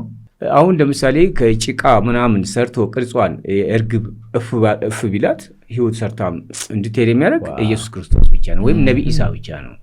ወልያላህ የአላህ ወልይ ምንም ሌላ መምህር የሌላቸው ሰይድና ከድር ናቸው። አላህ ብቻ ነው የሚያስተምራቸው። እሳቸው ማስተማር የሚችል ከተወለዱ ጊዜ ጀምሮ እስከ መጨረሻው እስከ ዓለም ፍጻሜ በየቀኑ 300 አዲስ ኢልም ያስተምራቸዋል አላህ። ዛሬ 300 ኢልም ማንም ወልይም ሆነ ነብይ የማያውቀው ነገም 300 ከተወለዱበት ጊዜ ጀምሮ እስከ ዓለም ፍጻሜ በየቀኑ 300 አዳዲስ እውቀት አዳዲስ ኢልም ለሰይድና ከድር አላህ ብቻ ነው። ሙሐመድ ረሱሉላህ ሰለላሁ ዐለይሂ ወሰለም እሳቸው ደግሞ የአላህ መልእክተኛ እንግዲህ ነብዩ ሙሐመድ ናቸው። እሳቸው ረሱል ሰለላሁ ዐለይሂ ወሰለም የመጨረሻ ነብይ ናቸው ነው በእኛ ሃይማኖት። ከኢየሱስ ይበልጣሉ። እንግዲህ ኢየሱስ ክርስቶስ የመጡበት ዘመን ነብዩ ሙሐመድ የመጡበት ዘመኑ ነው እንድለያይ አድርጎኛን ያደናገረን። እንደኔ እምነት ኢየሱስ ክርስቶስ የመጣው የአዳምና ሔዋንን ወንጀል ሰርዞ ነፃ ለማውጣት ነው አይደለም? ነብዩ ሙሐመድ የመጡት ደግሞ አዳምና ሐዋ የሰሩትን ወንጀል ደምስሰው ነፃ ለማውጣት ነው። ለምሳሌ ሙሐመድ አወልን ጉርጉሮ ብዙ ጊዜ ያስተምራል። ምን ያስጨንቀዋል? ደግ የወለደ ሰው አባቱን አዳምን ከስደት መለሰው ይላል። ነብዩ ሙሐመድ የሰሩት ስራና ኢየሱስ ክርስቶስ የሰሩት ስራ አንድ ነው። ኢየሱስ ክርስቶስ የመጣው የአዳምና ሔዋንን ወንጀል ደምስሶ ነፃ ለማውጣት ነው። ነብዩ ሙሐመድ ረሱል ሰለላሁ ዐለይሂ ወሰለም እሳቸው የመጡት ደግሞ አዳምና ሐዋ የሰሩትን ወንጀል ደምስሰው ነፃ ለማውጣት ነው። ስለ እንጉርጉሯቸው ላይ ጸጉራቸው፣ አይናቸው፣ ቁመናቸው እያሉ ሲገልጹ ከኢየሱስ ክርስቶስ የሚለያቸው አንዳች ነገር የለም። ግን አሁን በሃይማኖት ዙሪያ ላይ ብዙ ጊዜ ለምሳሌ ማርያም ስትሆን ጅብሪል፣ ገብርኤል፣ ሰይድ ሚካኤል፣ ቅዱስ ሚካኤል። ሰይድ ነው ሚካኤል እንዴ? ሰይድ ማለት ቅዱስ ማለት ነው። ሰይድ ሚካኤል፣ ቅዱስ ሚካኤል። ሰይድ ሲባል ቅዱስ እንደማለት ነው። ስሙ ቅዱስ እንደማለት ነው። ሰይድ ቅዱስ ነው ስሙ። ሰይድ ጅብሪል፣ ሰይድ ሚካኤል፣ ሰይድ አስራፊኤል እያለ ሰይድ ነው። እና የኦርቶዶክስ ሃይማኖትና የእስልምና ላይ ራሱ ሰፊ ልዩነት መስሎ የሚታየን የነቢዩ ሙሐመድ ረሱል ሰለላሁ ዐለይሂ ወሰለም እና የኢየሱስ ክርስቶስ ላይ ነው ልዩነት ያለ የሚመስለው። ሌሎቹ ምንም አይነት ልዩነት የለ፣ የቋንቋ ጉዳይ ነው። ሌላው ነገር ከኦርቶዶክስ መጽሐፍ ያነባሉ? መጽሐፍ ቅዱስን ጨምሬ ነው 960 መጽሐፍ ያነበብኩት። መጽሐፍ ቅዱስን አንብበው ሲጨርሱ ሙስሊም ናቸው፣ መጽሐፍ ቅዱስ አንብበዋል። እሳቸው ኦፕን ማይንድነስ ማለት ይሄ ነው እንግዲህ። ከመጽሐፍ ቅዱስ ግን ሲጨርሱ ምን ተማሩ? ምንም አንዳችም ልዩነት የለውም። ቁርአኑ መጽሐፍ ቅዱስ ነው። ቁርአንና መጽሐፍ ቅዱስ አንዳችም ልዩነት የለው፣ ሁሉም ህግ ነው። እንደውም እኮ የተፈጥሮ መጽሐፍት የሚባሉት 4 ናቸው። መጽሐፍ ቅዱስ፣ ቅዱስ ቁርአን፣ ዳዊትና የሙሴ ተውራት ነው የሚባል ጽላት። እሱ 4ቱ አንዱ ሌላውን መንቀፍ አይቻልም። ልክ እንደ አንድ የላምጡት ናቸው። ለምሳሌ የአንዲት ላምጡቷ አንዱ ነጭ፣ ጥቁር፣ ቡራቡሬ ሊሆን ይችላል። ወተቱ አንድ አይነት ወተት ነው እና ሁለቱም ትክክለኛ ህግ ነው። ሁሉ 4ቱም ትክክለኛ ህግ ነው። ዳዊት ማለት ዳውድ ነው፣ ሌላ ምንም አይደለም። ግን የኛ ሃይማኖት አሮ ነው የኛ ሃይማኖት ግን የሚለው ነገር አለ። በኢየሱስ ክርስቶስ በኩል ነው። የስ መላእክት ያማልዱናል፣ እመቤታችን ቅድስት ድንግል ማርያም ታማልዳናለች። ግን ሁሉም ያ ወተት ያልከው ኢየሱስ ክርስቶስ ነው በእኛ ቤተክርስቲያን ማለት ነው። አይ ኖ አይ አንደርስታንድ። ብዙ ሃይማኖቶች አሉ፣ ብዙ ፍልስፍናዎች አሉ። እንዳሉት ቅድም ይሄን እግዚአብሔርን መርምረን ለመረዳት ልቦናችን በጣም ትንሽ ነው። ከሚያለያየን የሚያገናኘን በጣም ይበልጣል። አንድ መጽሐፍ አንብቤ ጨርሼ ነበር። እዚህ ጋር የሆነ መጽሐፍ አለ፣ የዜና መዋዕል ዘብፁዕ ቅዱስ አቡነ ተክለ ሃይማኖት ፓትርያርክ ርዕሰ ሊቃነ ጳጳሳት ዘኢትዮጵያ የሚል በ1968 ነው 78 የተጻፈ መጽሐፍ ነው። ይሄ በጣም ቆንጆ መጽሐፍ ነው። እዚህ መጽሐፍ ላይ እስከ 318 ዓመተ ምህረት ሃይማኖቶች አንድ ነበሩ፣ ላይክ ክርስትና ጋር ማለት ነው። እንትን ላይ የኒቅያ ጉባኤ ያለ የኤፌሶን ጉባኤ ላይ አንድ ነበሩ። ካቶሊክም ያኔ ፕሮቴስታንት የለም። ከዛ የቄልቄዶን የሚባል ጉባኤ ላይ ነው በሆነ ክርክር ተነስተው ከዛ የተለያዩት ማለት ነው። እና እኚህ ብፁዕ አባታችን በመላው ዓለም እየዞሩ በቃ ድጋሚ እንድንታረቅና አንድ አይነት ነገር እንዲኖረን በጣም ሮም ሄደዋል፣ ኦስትሪያ ሄደዋል፣ ምዕራብ ጀርመን ሄደዋል፣ ግሪክ ኦርቶዶክሶች ያሉበት ሀገራት ዞረው ጎብኝተዋል። እየዞሩ ካቶሊኮች ጋርም ጭምር እየሄዱ አንድነት ቢመጣ የሚመጣውን ነገር ሲናገሩ ነበር። እዚህ ዜና መዋዕላቸው ላይ እንደተረዳሁት ማለት ነው። እና አዎ አባታችን አንድ ነው፣ ፈጣሪያችን አንድ ነው። ግን እኛ የምንረዳበት መንገድ ይለያያል። በእኔ ግምት ከሚለየን ነገር በላይ አንድ የሚያደርገን ነገር ላይ ማተኮሩ በጣም ፈጣሪ የሚወደው ነገር ይመስለኛል። ፈጣሪ እንደ ሰው ልጆች ህብረት የሚወደው ነገር ሰው የለ። ሌላ የኦርቶዶክስ መጽሐፍ ምን አንብበዋል? ዳዊት አንብቤያለሁ። ኦኬ፣ ሰይፈ መለኮት፣ ሰይፈ ነበልባል ምናምን አንብቤያቸዋለሁ። ሁሉም ትክክል ናቸው። ድርሳናቶች እንዳለ ያነባሉ፣ አንብቤያቸዋለሁ እና ትክክል ናቸው። በእውነት ደስ ይላሉ። ድርሳነ ሰለሞን በጣም ቆንጆ ሆነ የጥበብ መጽሐፍ ነው እና ሁሉንም አንብቤያቸዋለሁ። በሽታ ለመፈወስ ነው ይጠቀሟቸዋል የኦርቶዶክስ መጽሐፍቶች? ይጠቀምባቸዋለሁ። ምክንያቱም እጽዋቶች ናቸው፣ ዱዓዎች ናቸው። ወደ ቃል አረቢክም ትቀይረዋለህ፣ በቃል አረቢክም አለ። እሱ ራሱ ምንም እኮ ልዩነት እኮ የለውም። አሁን የሃይማኖት መምህራኖች ናቸው ያው ነገሮችን እንዳይስማማ የማድረግ የራሳቸውን ብቻ ጎልቶ ለማሳየት እንጂ ሌላ መጽሐፍቶቹ ህዝቦቹ አሁን የኢትዮጵያ ህዝቦች እኮ ሙስሊምና ክርስቲያን ይጋባሉ፣ አንዳችም ችግር የለባቸውም። ምናልባት የአስተማሪዎቹ ሰባኪዎቹ ናቸው ልዩነት መኖሩን የምናውቀው እኛ ቤተክርስቲያን ላይ ሲያስተምሩ ወይም ደግሞ ሌሎች ኡስታዞች ሲያስተምሩ ነው የሚሆነው እንጂ ህዝቦቹ አሁን የኢትዮጵያ ህዝቦች ሙስሊሞችና ክርስቲያኖች ተጋብተው ነው የሚኖሩት። ምንም የትኛውም እርስዎ ክርስቲያን ያገቡት? ሙስሊም ነው ያገባሁት። ለምን ታዲያ? ማለት ይጋባሉ። እኔ አግብቻለሁ እኔ አገባለሁ ማለት አይደለም። ላገባም እችላለሁ። አዎ ምንም ችግር የለም። ምክንያቱም ትሰልማለች ካገባኋት። እንዴ እርስዎ ለምን ኦርቶዶክስ አይሆንም?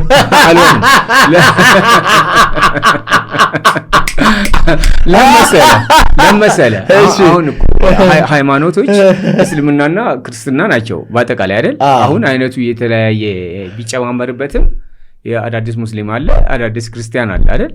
ግን እስልምናና ክርስትና ነው። እንደኔ አረዳድ እንግዲህ እውነተኛውን ነገር ማለት ይሳው እንደኔ አረዳድ እስልምና ትክክል ሆኖ ነው የማገኘው። ምክንያቱም አሁን ነቢያቶች ስንት ነቢያቶች ናቸው ያለፉት በአንዳንድ ስተት የተነሳ ለምሳሌ ሙሴን መውሰድ እንችላለን አይደል? ወይም ነቢዩ ሙሳን በዛች በዘንጓ አማካኝነት ነው እሳቸው ወደ ብትሯን ወይም ዘንጓን ወደ ማመን ይችን ዘንጓን ከያዝኩ እንጨቷ መድኃኒት ነች ብሎ ወደ ማመን እያዘነበሉ መጡ። ቀይ ባህርን በዛ ብትሯቸው ቆርጠው የሄዱበት ሚስጥር አለ። ብዙ ጥላቶችን አስማተኞችን የሌሎቹን አስማት ለምሳሌ የፈጠሩባቸው ዋቦች ዘንዶ ምናምን ብትሯን እሳቸውም ጣሏት። እነዛን ዘንዶች እንዳለ ለቃቅማ ጨረሰችላቸው። መልሶ አንስቶ ጅብሪል እየነገራቸው ማለት ነው። ጅብሪል ወይም ቅዱስ ገብርኤል እየነገራቸው በኋላ ይቺ እንጨቷ ተአምረኛ ነች ወደ ማለት እያዘነበሉ መጡ። አሁን ወደ እንጨቷ ጣዖት አታምልኩ የሚለው ለዛ ነው። ወደ እንጨቷ እያዘነበልክ ነው እየመጣ ያለው ከእንጨቷ ሳይሆን ከኔ ነው የሚል መልእክት መጣላቸው። ብትሯን ተዋትና አሁን በድምፅህ በቃልህ በል፣ በቃልህ ብትልም ይሆናል አላቸው። እሳቸው ድንገት በእኔ ቃል ሳይሆን ቢቀርና በዋረድ ብለው በብትሯ ሞከሩ አይደለም። የከነዓንን ምድር ታያታለህ እንጂ አትገባባትም አላቸው ማለት ነው። መጨረሻው ነቢይ ሙሐመድ ሰለላሁ ዐለይሂ ወሰለም እንግዲህ ይሄ ሁሉ ነቢያት በተለያየ ምክንያት ነው። ሌላ ነቢይ እየተተካ መጣ፣ ኢየሱስ ክርስቶስ ጋር ደረሰ። በኢየሱስ ክርስቶስ ደግሞ አዲስ ምንድን ነው አዲስ ኪዳን ተጻፈ። እንግዲህ ቀኝህን ስጠው፣ ምክንያቱም እናንተ በመበቀል አንደኛ ጥናታችሁ ማሸነፍ አትችሉም፣ ራሳችሁን ማዳንም አትችሉም፣ እኔ ነኝ ወደሚለው አስተምሮት ነው የመጣው። ትክክል ነው የሆነው። ነቢዩ ሙሐመድ ደግሞ በመጨረሻ ላይ እሳቸው መጡ። ነቢዩ ሙሐመድ ከንጽህና ከጧሃራ ጀምሮ ያለውን መንፈስ ቅዱስ ወደኛ እንዲቀርበን ጧሃራ ንጽህናን ጨምረው ነው ይዘው የመጡት። አሁን እንደኔ የክርስትናና እስልምና ሃይማኖት ምንም ልዩነት ቋንቋ ነው ብያለሁ። ነገር ግን ህግ ነው። የሙሴ ህግ በሙሴ ዘመን የሙሴ ህግ ነው። በኢየሱስ ክርስቶስ ዘመን ደግሞ አዲስ ኪዳን የኢየሱስ ክርስቶስ ህግ ነው። በነቢዩ ሙሐመድ ደግሞ የነቢዩ ሙሐመድ ህግ ነው። አሁን የኦርቶዶክስ ሃይማኖት ትክክል ነው። ትክክልም ቢሆን አሁን ለምሳሌ የደርግ መታወቂያ ይዘህ ባንክ ቤት መሄድ አትችልም። ያለፉት ህጎች ቀርተው ሌላ ህግ እየመጣ ነው። ይሄ የፈጣሪ ህግ ነው፣ ነብይ ነው የሚልከው አይደለም። እና ያለፈውን መታወቂያ ይዞ አሁን ትክክል ነኝ እንደሚሉ ነው የምቆጥረው። አሁን ያለፉትን ነገሮች መውደድ እንወዳቸዋለን፣ ግን የመጨረሻው ነብይ ሙሐመድ ናቸው ካለ ነብዩ ሙሐመድ ናቸው እንደኔ ማለት ነው። ሌላው አልፋና ኦሜጋ ዳስ የማያልፍ ክርስቶስ ሲመጣ እኔ አልፋና ኦሜጋ ነኝ ብሏል። ማያልፍ ማለት የኔ መንግስት ከሚያልፈው አይደለም፣ መጀመሪያም መጨረሻም የለውም። እንዴት ይበሉኛ ደግሞ ህግ አለ፣ የክርስቶስ ህግ አለ። አንድ ሰው መጣና የህግ ሁላ ፍጻሜ መምህር ወይ ምንድን ነው አስተምረኝ አለው። ክርስቶስ ህግ ማለት ስለ ህግ እያወራ አይደለ? ስለ ሙሴ ህግ እያወራን ነው። ስለ ክርስቶስ አወራለሁ፣ እርሱ ደግሞ ስለ መሐመድ ይነግሩኛል። ችግር የለውም እንማራለን። ግን ኢየሱስ ምን አለ? እግዚአብሔር አምላክን በሙሉ ሐሳብ፣ በሙሉ ጉልበት፣ በሙሉ ኃይል አፍቅረው። የህግ ሁሉ ፍጻሜ ይሄ ነው፣ ከዚህ ውጭ ሌላ ምንም ፍቅር የለም አለው። ሁለተኛው ደግሞ አለው አንዱ ብቻ በቂ አይደለም፣ ባልንጀራህን እንደራስ አድርገህ አፍቅር። ኦሪትም ነቢያትም በዚህ ነው የሚጸኑት፣ በፍቅር የሚታረቁት። ቅድም ያሉት የሙሴም ህግ የነቢያትም ህግ የሚጸናው በፍቅር ነው። ፍቅር ከሁሉ ይበልጣል ብሎ ነው የሄደው የሰው ልጅ ማለት ነው በአስተምሮቱ። ስለዚህ በእኔ ግምት ፍቅር ያለ የነበረ አልፋና ኦሜጋ ስለሆነ ክርስቶስ ራሱም ደግሞ ፍቅር እንደሆነ ፍቅር አሳይቶ ሳይጠላን ተጠምቆ ያሳየን። ለምን በውሃው ላይ የእግዚአብሔር መንፈስ አለ አይደለ? እኛ በውሃው ላይ ስንጠመቅ ውስጣችን እንደሚጸዳ፣ ቤተ መቅደስ ስንገባ ደግሞ ራሱ ልባችንን ማጽዳት እንዳለብን፣ ጓደኞቻችን ጋር ወንድሞቻችን ጋር ተጣልተን ከሆነ ቁጭ አድርገን መሰዊያውን ልባችንን ማጽዳት እንዳለብን፣ ውስጣችን ንጹህ መሆን እንዳለበት በብዙ ቦታ አስተምሯል። ምናልባት ደካሞች ሆነን ለህዝቡ ላናደርስ እንችላለን እንጂ ስለ ንጽህና ላሉት ውስጥ መንጻት እንዳለበት፣ የእግዚአብሔር ማደሪያ ቤተ መቅደስ እንደሆንን፣ ዘላለማዊ እንደሆንን፣ እንደማንሞት ተነግሮናል። ይሄ ምድር አላፊ እንደሆነ፣ ጠላታችን ቢራብ እንድናበላው እንድናጠጣው ነግሮናል። ምንድን ነው ካሉኝ ዘላለማዊውን ነገር ነው ያስተማረን። ትልና ብል የማይበላውን ይሄ ምድር ሁሉ ያልፋል ቃሌ ግን አያልፍም ብሎ ነው ያስተማረን እኮ። ትክክል ነው። ምንም ያክል ልዩነት የለውም። የምትለው ነገር ትክክል ነው። ይሄ የሃይማኖት ጉዳይ የቋንቋ ጉዳይ ነው። አሁን በግብፅ ለምሳሌ ቅዳሴ ሲያደርጉ በአረበኛ ነው ያው ቃል አረቢክ ነው የሚጠቀሙት። አላህ እግዚአብሔርን አላህ ይሉታል። ያው ነው ቋንቋ ነው እና ብዙ ልዩነት ኦርቶዶክስ ላይ እና ይሄ እኛ እስልምናው ላይ ብዙ ልዩነት የለውም። እኔ አሁን አንተ አንድ ብንሆን የሚለው የአቡነ ተክለ ሃይማኖት ጥረት ትክክል ነው የነበረው። ምክንያቱም አሁን ራሱ የኛ ልዩነት እየሰፋ የመጣው የሌሎችን ሀገሮችን እንወርሳለን ብለን በምናደርገው ነገር ነው። ከባድ ኪሳራ ላይና ውድቀት ላይ ድንቁርና ላይ እየወደቅን ያለን። የአስትሮሎጂ ካልክ ዘመናዊ ነው፣ ምንም ችግር የለም፣ ኖርማል ነው። ኮከብ ቆጠራ ካልክ ግን በጣም አሳፋሪና ኋላ ቀር ነው። ይሄ ብቻውን ራሱ ያለው ልዩነት ይበቃናል። እና እነዛ ጥንታውያኖች ጠቢባኖች ለምሳሌ በዳመና ከአንዱ ወደ ሌላው ሀገር ዕቃ ጭነውበትም ይጓጓዙ ነበር። አሁን በአውሮፕላን ነው የምንጭነው።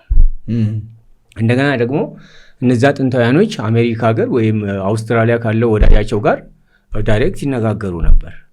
እኛ ደግሞ የግድ በስልክ ካልሆነ ወይም ስልክ ቁጥሩን ካላገኘን እንዲሁ ተለያይተን መቅረታችን ነው የሚሆነው። እና አሁን ጥንታውያን ኢትዮጵያውያኖች ጥንታውያን መጽሐፍቶቻቸው ራሱ እስኪ ወይ ሌላ ጊዜ በደንብ ማስታወሻዎቹን ጽፌልህ አመጣልህ እችላለሁ። እንግሊዝ ስንት መጽሐፍቶችን ወስዳብናለች በሃይማኖት ሽፋን። አሜሪካ ስንት መጽሐፍቶችን ወስዳብናለች በሃይማኖት ሽፋን። ማነች ጣሊያን፣ ግሪክ ስንት መጽሐፍቶችን ወስደውብናል። ታዲያ እነዚህ ጥንታውያኖች ያስቀመጡልን ቅርስ የኛ ቅርስ የዚህ ትውልድ ቅርስ አባከን ነው እንጂ እኛ በመማራችን ነው ወይም ደግሞ ሰለጠን ባልን ቁጥር ምንድነው ያበረከትነው ነገር አገራችንንም እኛንም ኪሳራ ላይ ነው ይሄ እየጣልን ያለ ነው። ይህንን የተጠቀሙበት ሲስተም ደግሞ እነሱ መሰለህ አንደኛ የኛን ጥበብ በማጣጣል ነው፣ ኋላ ቀር በማድረግ ኋላ ቀርና ባላገርነት ጥንቆላ ነው። አሁን እኮ እኛ ጥንቆላ የሚለውን ቃል እኮ እንደምንፈራው እያንዳንዱን የሚጠይቅን ጋዜጠኛ ጥንቆላን ይሄ ጥበብን ጠቅላላ ጥንቆላ ነው ብለህ እመንልን በሚል ነው የሚታገሉኝ እያንዳንዶቹ ጋዜጠኞች ማለት ነው። ዲፋይን አድርግልና ታዲያሽ አሁን ዲፋይን አድርግልን ጥንቆላ የሚለው ነገር። በጣም ጥሩ ቃሉ እንትን ስለሚል ምንድን ነው ጥንቆላ? ጥንቆላ ማለት ጠንቋይ ማለት እኮ ጠንቅ የሚውል ማለት ነው። አባይ ጠንቋይ፣ አባይ ማለት ካጂ ማለት ነው። ለምሳሌ አብሏል የሆነ ነገር አዝመራ ዘርቶ ገበሬ አዝመራው ከጠፋ መሬቱ አብሏል ዘንድሮ ይላል፣ ክዷል ማለት ነው። አባይ ማለት ጠንቋይ ካጂ ማለት ነው። ጠንቋይ ማለት ደግሞ ክፉ ስራ ሰሪ ነው እንጂ ጥበበኛ ማለት አይደለም። ስለዚህ ጥንቆላ ትክክል አይደለም። ጥንቆላ ትክክል አይደለም እንዴ! ጥንቆላ በጣም እኔ አጥብቆ ከሚቃወሙት እኔ ዋነኛው ነኝ። ጥንቆላ ማለት እኮ ጠንቅ ሰሪ ክፉ ስራ ሰሪ። አሁን ለምሳሌ ብዙ ሰዎች ጋር አንተ ልትጋጭ ብትችል ለምን ጠማማ ትሆናላችሁ እያልክ ነው ብያለሁ። ለምን ማገዝ ይቻልክ ለምን አታግዙም? እንደዚህ ብናደርግ ለምን ሰው እስከሚቀሰቅስ ትጠብቃለህ? ይህ ማድረግ ትችላለህ ልትል ትችላለህ። ምክንያቱም ባህሪ ይሄ ነው ብዙ ጊዜ ሰው ጋር ሊያጋጭ የሚችለው። እኔም ያው ነኝ።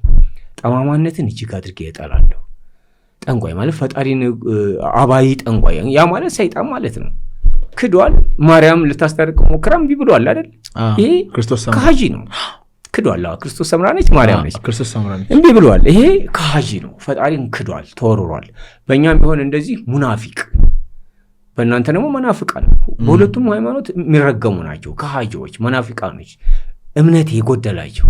በእኛ ራሱ ከድሞ ማገኛው ሲደርስ ይሄው ነው ሙናፊቅ ይገኛል ሲያፈርስ እንላለን። ካጂ ሁልጊዜም ካጂ ነው። ጥበበኞች ማለት ሌላ ናቸው። አባይ ጠንቋይ ማለት ሌላ ነው። አሁን ለምሳሌ የዱዓ ሰዎቹ ነው።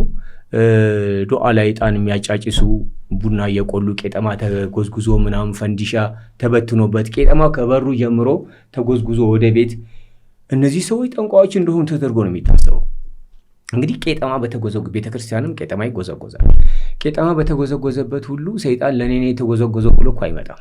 እዛ ቦታ ላይ እንደውም አይገኝም። እሱ ቄጠማ ተጎዝጉዞ ዕጣን ከተጨሰ በቀጥታ ሰይጣን ቶሎ መሄድ ነው ያለበት። መንፈስ ቅዱስ ይመጣል ወደዛ ቤት። መንፈስ ቅዱስ እየመጣ ደግሞ ለምሳሌ አቡነ ተክለ ሃይማኖት እየመጡ ሰይጣን ቁጭ ብሎ አይጠብቅም። ወይም ቅዱስ ሚካኤል፣ ቅዱስ ገብርኤል እየመጣ ሰይጣን ቁጭ ብሎ አይጠብቅም።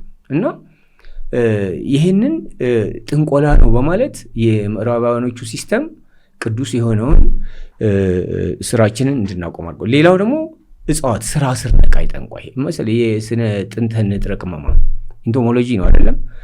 እሱንም ስራ ስር ነቃይ ጠንቋይ አሉ። የወደፊቱን ራእይ የሚያዩ የቅዱሳኖቹን ስራ ደግሞ ፉቅራ ጠንቋይ እንደዚህ የሚያጓሩና ህሙማኖችን አምጥተው ዱዓ እያደረጉ ቱፍታ እያደረጉበት ሰይጣን የሚያባሩ እንላቸዋለን እኛ። እነዛን ደግሞ ጫት እየቃሙና ዕጣን እያጫጨሱ የሚያንጎራጉሩ ጠንቋዮች ናቸው ብሎ መረዳት፣ ይሄ ጥንቆላ አይደለም። ጫት መቃሙ ትክክል ነው እንዴ? ጫት መቃም ትክክል አይደለም። ትክክልም ነው ትክክልም አይደለም። ትክክል የሚሆነው ስራ ለሚሰሩበት ነው። ለምን? ትክክል የማይሆነው ደግሞ ለሱሰኞችና በየመንገዱ በኪሱ አድርጎ መርቅኖ ጭራሽ ምንድነው እንደገና ይሄን ምርቃናውን የሚያጣልኝ ጨብ ሲፈል የሚጠጣ ሶስት ሰው ይቀማሉ። ዱዓ አረጋለሁ ቀጥታ መልስልኝ። አሁን ፖለቲካ ሆኖበት ዱዓ አደርጋለሁ። ኖ ዱዓ ሳይሆን ዱዓማ አላህ ቀጥታ ይሰማል ያለ ጫት አይደል እንዴ? ይሰማል። ታዲያ እሱ እኮ ነው። በሳምንት አንድ ቀን ጫት ፏያሉ። በጣም በሳምንት አንድ ቀን ለመነቃቂያ ወይም ለድብርት ብዬ አስቤ አይደለም። ለምሳሌ ጫት 7 ነቢያቶች የጫቱ ባለቤት ናቸው፣ የአትክልቱ ባለቤት ይባላል። አሁን ከዚህ በፊት ቁርአን ላይ ያለ ነገር ቁርአን ላይ የለም። ታዲያ ከየት አመታችሁ ጻፋችሁ? እናንተ ቅዱስ ቁርአን ላይ የሌለውን ነገር ለራሳችሁ ለመቃም ብላችሁ አይመስልም? ሊበሏት የፈለጓትን ጅግራ ናት ይሏታል፣ ጅግራ ቆናት ይሏታል። ሰምቲንግ እንደዚህ አይነት አባባል እንደዛ አይደለም። አሁን ሁሉንም ቅዱስ ቁርአን ላይ መጽሐፍ ቅዱስ ላይም ተቀምጧል፣ ያልተቀመጠም አለ። ጫት አይ አላልኩም እኔ። እሺ መሰለ አሁን ክላሽ ብሎ ወይም ደግሞ አውቶቢስ ብሎ ቁርአን ላይ አልተጻፈም። ኖ ግን ቤዚክ ነገር ተጽፏላ። ለምሳሌ በእኛ ቤተክርስቲያን ዕፀ ሕይወት የምትባል ነገር አለች። ያቺ የተጻፈችው ለምሳሌ ቅድም ያሉት የሙሴ በትር ራሱ የምትመሰለው በድንግል ማርያም ነው። ለምንድን ነው የተጻፈው? ከብዙ ዓመት በኋላ እንደሚሆን ሲምቦል ነው፣ ዋና ጠቃሚ ነገር ስለሆነ ሁሉም ነገር ተጽፏል። አሁን ዓለም ላይ የምናያቸው ነገሮች ምናምን ነገር ልቦናችንን ገልጠን ካየን ተጽፏል። ሶሪ ቁርአንን ስለማላቅ ነው። ብዙ ሰዎች አንብብ ይሉኛል። የሆነ ጊዜም አንብብ አይቀርም። ብዙ ሰዎች አንብብ ይሉኛል። ብዙ ሙስሊም ወዳጆቼ አንብብ ይሉኛል። እግዚአብሔር ሲፈቅድ አነባለሁ። በሬን ወይ በቲንግስ ግን ምንድነው አሁን? እሺ ስለ ጫቱ ይንገሩ። የሰባቱ ነቢያት ያሉ ምንድነው እንድናውቀው ማለት ነው። አሁን መሰለህ ጫት ለምሳሌ ሙስሊሞች ጫት ይቅማሉ። ጫት ስለ ካልቃማችሁ ግን ዱዓችሁ አይሰማም ተብሎ አልተጻፈም። ጫት እየቃሙም እርኩስ መንፈስን ያባራሉ፣ ጫት ሳይቅሙም እርኩስ መንፈስን ያባራሉ። እንግዲህ እያንዳንዱ አትክልት አሁን ዳማከሴን ብንወስደው አሁን የምች መድኃኒት ነው ብሎ ሁሉም በየጓሮ አለ። ዳማከሴ ስለሆነ ብቻ አይደለም፣ የአትክልቱ ባለቤት የሆነ መላእክት አለ፣ ሐኪም የሆነ ዶክተር የሆነ ማለት ነው። ፊላታኦስ ይባላል። ያ ፊላታኦስ የሚባለው መላእክት የአትክልቱ ባለቤት ነው እና ማንኛውም ሰው ዝም ብሎ የክሌን ምቻ ሞታል ብሎ ወይ ለምች መድኃኒት ፈልጎ ነው ቆርጦ ይወስዳል፣ ከቡና ጋር ይጠጣል። ባለሙያ የሆኑ ሰዎች ደግሞ ፊላታኦስ ብለው ይቆርጣሉ። ይሄ ጣዖት አምላኪነት አይሆንም ወይ? ቅድም ምን ያሉኝ ሙሴ ከነዓንን እንዳያደረገው ለምንድን ነው? አምላኩን በመንፈስ ማየት ሲገባው ብትሩ ላይ ሆነ። አሁንም አምላክን ወይም አላህን በቀጥታ በመንፈስ ከማግኘት በላይ በጫቱ በኩል ብናደርግ ጣዖት አይሆንም ወይ? ይህንን ፖድካስት ወደ እናንተ ያደረሰው ማን ያዘዋል እሸቱ ግቢ ነው። ጤናማ ምግብና መጠጣችን ይመረጣል። የግቢያችን ድባብ ሰላም ይሰጣል። ቦሌ ሰላም ሲቲ ሞል ጀርባ እንገኛለን። ይሞክሩን። እንትን እኮ ነው አሁን እኮ ጫቱን እኮ እናመልከው አይደለም፣ መሳሪያ ነው ያደረግነው። ለምን ልብ ፈት ሰጠን አይደለ? አንደበት ሰጠን። ቅድም አሉ በቃልም ማለት ትችላለህ አሉት አሉ አላህ እንችላለን። ይኸው ያለ ጫትም እኮ ማቃን በቁርአን ቃል ማዳን እንችላለን። እሱን ነው ግን አሁን ለምሳሌ ሁላችንም እንደዚህ ቢያመን ሐኪም ቤት እንሄዳለን አይደል? ኦኬ እዛ ጋር እኮ ነው ጥያቄ ያለኝ።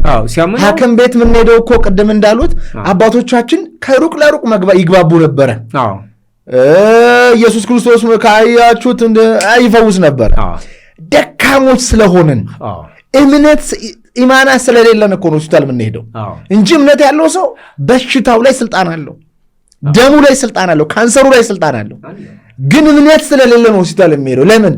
ሆስፒታል ማለት የእምነት ማጣታችን መገለጫ ነው እንጂ ሰውን የሚያድን ከኔን የለም። ሰውን የሚያድነው መንፈስ ቅዱስ እግዚአብሔር ነው የሚያድነው። እችም በ3 ቀን ዋጥ በ4 ቀን ዋጥ ሲባል ኦኬ ድናለሁ ብሎ ኤክስፔክት ማድረጉ እንደሚያድነው አውቃለሁ። አንድ ፓሪስ ውስጥ አንድ ትልቅ ዶክተር ምን ብሎ ጻፈ? እኛ እናክማቸዋለን እግዚአብሔር ያድናቸዋል አለ። ትክክል። ስለዚህ አሁን የኔ ጥያቄ ይሄ ፕሪንሲፕሉ ጋር አይምታታም ወይ? እጹ ላይ ከሄድኩኝ አምላኬስ ትክክል እኮ ነው። አሁን የታመመው ሰው ዱዓ አድራጊው አይደለም፣ በሽተኛው ነው። በሽተኛው ታሞ ተኝቷል። የግድ እሱን የሚያድኑት ጠንካራ መንፈስ ያላቸው ሰዎች ዱዓ አድርገው ያድኑታል።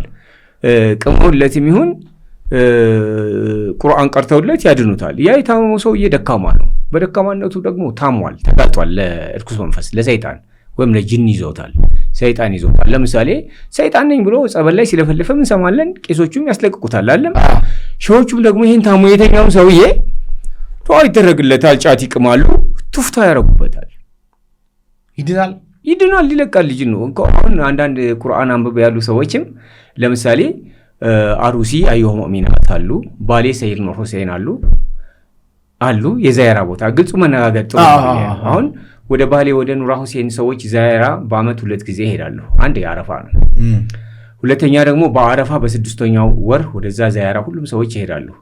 ያ ገዳም በዓለም እንትን ላይ ተመዝግቧል፣ ዩኔስኮ ላይ ተመዝግቧል። አሁን ወደዛ ቦታ የሚሄደው ሰው ሁሉ ጤነኛ አይደለም፣ የታመም ሰው ይሄዳል። ብዙ ሸሆች አሊሞች ቁርአን ሐፊዝ የሆኑ ብዙ ወደዛ ቦታ ይሄዳሉ። ዱዓ ይደረጋል፣ የታመሙን ጤነኞቹ ሸሆች ያድኑታል። ጫት እየቃሙ ነው። ግን ይሄን ጫት አጠቃቀሙን የቻለበትና ያልቻለበት፣ ለምሳሌ መሳሪያ ሽጉጥ ይዘህ እኮ አንተ ራስህን ተባርቆ ልትመታ ትችላለህ፣ ሌላ ማዳንህ ቀርቶ ማለት ነው። እና ጫት በተመለከተ የሚቅመው ወጣት ሁሉ እንዳለ ሱስ አድርጎት 24 ሰዓት መጣ አልመጣ ይሄ ወንጀልም ጭምር ያፈዛቸዋል። እሺ ልጠይቆት፣ ነገሩን ሄጄ ስላላየሁት እንዲህ ነው ብዬ መፍረድ አልችልም፣ ስለማላቅ ፍርጃ እንዳይሆንብኝ ምን ሀፕን እንዳደረገ ምናምን ስለማላቅ እሱን እንግዲህ ፈጣሪ ነው የሚያውቀው። ግን እንደው በእርሶ አእምሮ አሁን ሲያዩት ሀገራችን ላይ በጫት የሚጠቀም ሰው ይበልጣል የሚጎዳ ሰው ይበልጣል? ሲያዩ የሚጎዳ ሰው ይበልጣል። ለምንድን ነው የሚጎዳው? የሚጎዳው ምንድነው? ስልጣኔ መስሎት ነው የሚቀመው። አንደኛ ስልጣኔ መስሎት ነው፣ ሁለተኛ ደግሞ ስራ ፈትኖ ነው። ስራ ፈትኖ ነው የሚቅመው። ይቅማል፣ ማታ ሲቅም ያድራል፣ ወይ ቀን ተኝቶ ይውላል፣ ወይ ደግሞ ቀኑኑ ሲቅም ይውላል፣ ማታም እንደዚሁ ሲጠጣ ያመሻል። ስራ የለውም። ስራ ከሌለው ብር የለውም፣ ሊሰርቅ ይችላል ወጣቱ ራሱ። አሁን አብዛኛው ወጣቱ እኔ ያፈዛል። ለምሳሌ አደንዛዥ ዕፅ ነው ይባላል ጫት አይደል? አዎ አደንዛዥ ነው፣ ያደነዛል። ምክንያቱም ጫት ቅመው የሚቃጠሉ እነዚህ አሁን ጫት ቅመው የሚቃጠሉ ናቸው። አሁን ትውልድ እንዳለ ጠቅላላ ማለት ነው። በጫት ተቃጥሎ የምግብ ፍላጎቱም የለም፣ ትዳር ለመያዝ ራሱ የለም፣ ስሜታቸውን ሁሉ ይገለዋል። እና የአሁኑ ዘመን ትውልድ ጫት በመቃም የሚያባክነው ጊዜ ረጅም ሰዓት የሚሰጡት ለጫት ነው። እና ያላቸውን ሁሉ ሽጠውም ሆነ ወላ ከየትም አምጥተው ለጫት ነው ያሏትን ምግብ እንኳን አይበሉ። ይሄ ጫት ቅመው የሚቃጠሉ ይባላሉ። እነዛ ደግሞ ሸኾች ከአቆራረጡ ጀምሮ ነው ጫቱ። እነዚህ እኮ ከሱቅ ላይ ተሻምተው ገዙ እንጂ ሌላ ምንም ነገር ስለ ጫቱ ወላ የሚያውቁት የለም። ጫት ቅሞ መነቃቃትን መኖሩን ነው የሚያውቁት። እነዛ የዱዓ ሰዎች ደግሞ ገና ጫቱ ከመቆረጡ በፊት በንጽህና ሻወር ወስደው 2 ሰው ነው የሚላከው። አሁን ለጉዳይ ወይም ለሃጃ ጫት በሚቆረጥ ሰዓት 2 ሰው ነው የሚላከው። ወጣቶች ለሴት ያልደረሱ ቢሆኑ ይመረጣል። እነሱ ከጠፉ ደግሞ ሻወር ወስደው ንጹህ ልብስ ለብሰው ጫት ሊያመጡ ይሄዳሉ። ጫት ወደ ጫት ቦታ ሊያመጡ በተላኩበት ሰዓት ማንም ሰው መንገድ ላይ ቢያገኙ አያነጋግሩም። እነዚህ አውራጫ ይባላሉ። ጫቱን ደግሞ ቆርጠው ይዞ ከመጡ በኋላ መንገድ ላይ ሰው ሰላም ቢላቸው እንደዚህ ሰላም ሊሉ ይችላሉ እንጂ ከሌሎች ጋር ማነጋገር ህግ ነው። ምክንያቱም ይሄ ቋንቋውን ሚስጥሩን ያውቁታል ማለት ነው። ያ ለምርቃና አይደለም ወይም ደግሞ ለሱስ አይደለም፣ ለጉዳይ ነው ጫቱ የሚመጣ ያለው።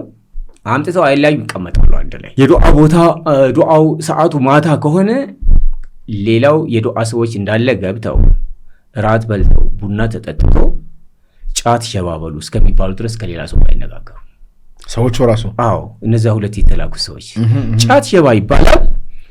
ጫት ሸባ ከተባለ በኋላ በራምሳ ይታደላል። ራምሳ ዱዓ ነው።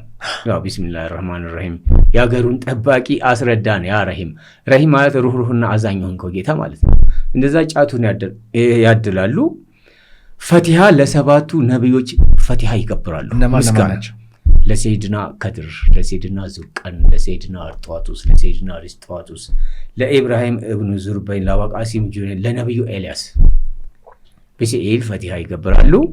ከዛ በኋላ ደግሞ ቢስሚላሂ ሱብሃንአላህ አልሐምዱሊላህ ወላ ኢላሃ ኢላላህ አላሁ አክበር ወላ ሐውለ ወላ ቁወተ ኢላ ቢላሂል አዚም። ቢስሚላሂ ሱብሃንአላህ አልሐምዱሊላህ ወላ ኢላሃ ኢላላህ አላሁ አክበር ወላ ሐውለ ወላ ቁወተ ኢላ ቢላህ። በ6ቱም አቅጣጫ ያ ማለት በፊት ለፊት ያለው አንተ ነህ፣ ከኋላም ያለው አንተ ነህ፣ ከግራም ያለው አንተ ነህ፣ ከቀኝም ያለው አንተ ነህ፣ ከላይም ያለው አንተ ነህ፣ ከታችም ያለው ቢስሚላህ ሱብሃንአላህ አልሐምዱሊላህ ወላ ኢላሃ ኢላላህ አላሁ አክበር ወላ ሐውለ ወላ ቁወተ ኢላ ቢላህ ቢስሚላህ ሱብሃንአላህ አልሐምዱሊላህ ወላ ኢላሃ ኢላላህ አላሁ አክበር ወላ ሐውለ ወላ ቁወተ ኢላ ቢላህ። ዙሪያው ምንድነው ያለው አንተ ነህ። በአንተ እንጠበቃለን እንጂ በጫቱ ወይም በቡናው አይደለም።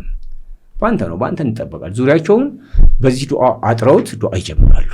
ዱዓ የሚያደርጉ ሰዓት ሰውየው ላይ የታመመው ሰውዬ ላይ ያለው መንፈስ ሰይጣን ይዞት ነው ወይም ጅን ይዞት ነው ወይም ቡዳ በልቶት ነው ምን ይሁን ያገኙታል። ይተፋሉ ጫቱን እሱ ላይ አይተፉም። ሲፈልጉ ሊተፉ ይችላሉ፣ አይተፉበትም። ዱዓ እያደረጉ እያለ ራሱ ይጨንቋል፣ ይጮሃል። ዙሪያውን በዚህ ዱዓ እየተቃመ ነው የሚደረገው። ወሬ ምናምን የለም። አሁን እዚህ እየተቃመ የለም። አሁን እኮ እንግዲህ ከአንዷ ሴት ጋር ተቃቅፎም ሊሆን ይችላል የሚቅመው እና ታዲያ ወይም ደግሞ ስለ ማንኛውም የግል እንትኑ እያወራ ሊሆን ይችላል የሚቅደው። የዓላማ ነው ያን በሽተኛውን ለማዳን። እርሶ ሲቅሙ እንዴት ነው የሚቅሙት? እስቲ የእርሶን አቀራም። እኔ በሳምንት አንድ ቀን ነው የምቅመው። ማታ ነው የምቅመው፣ ቀን አልቅመው። ከስንት ሰዓት ከስንት ሰዓት? ከ4 ሰዓት ጀምሮ እስከ ሌሊቱ 9 ሰዓት ነው ዱዓ ነው የማደርገው። መች ውዱ ዓርብ ነው? ሐሙስ ሰኞ ማታ ጀምራለሁ። ማክሰኞ ነው ማለት ነው ዱዓ ቀኔ። ዱዓ የማደርገው ብቻዎትን ነው ወይስ ሰዎች አሉ? ብቻዬን ነው የማደርገው። የሆነ መንፈስ ጋር ኮኔክት ያደርጋሉ። ከዛ ካላህ ጋር ነው ኮኔክት ያደርጋሉ። ካላህ ጋር ነው የምገናኘው። ከሌላ ከማን ጋር እገናኛለሁ? መርቅ ነው አያውቁም። ምክንያቱም እንትን ነው በትንሿ ነው የምቅመው፣ ግን ለመመርቀን ብዬ አስቤ አይደለም የምቅመው። ስለዚህ አይመረቁ ነው ለዱዓ ለሃጃ መረቅና አንተ ነው።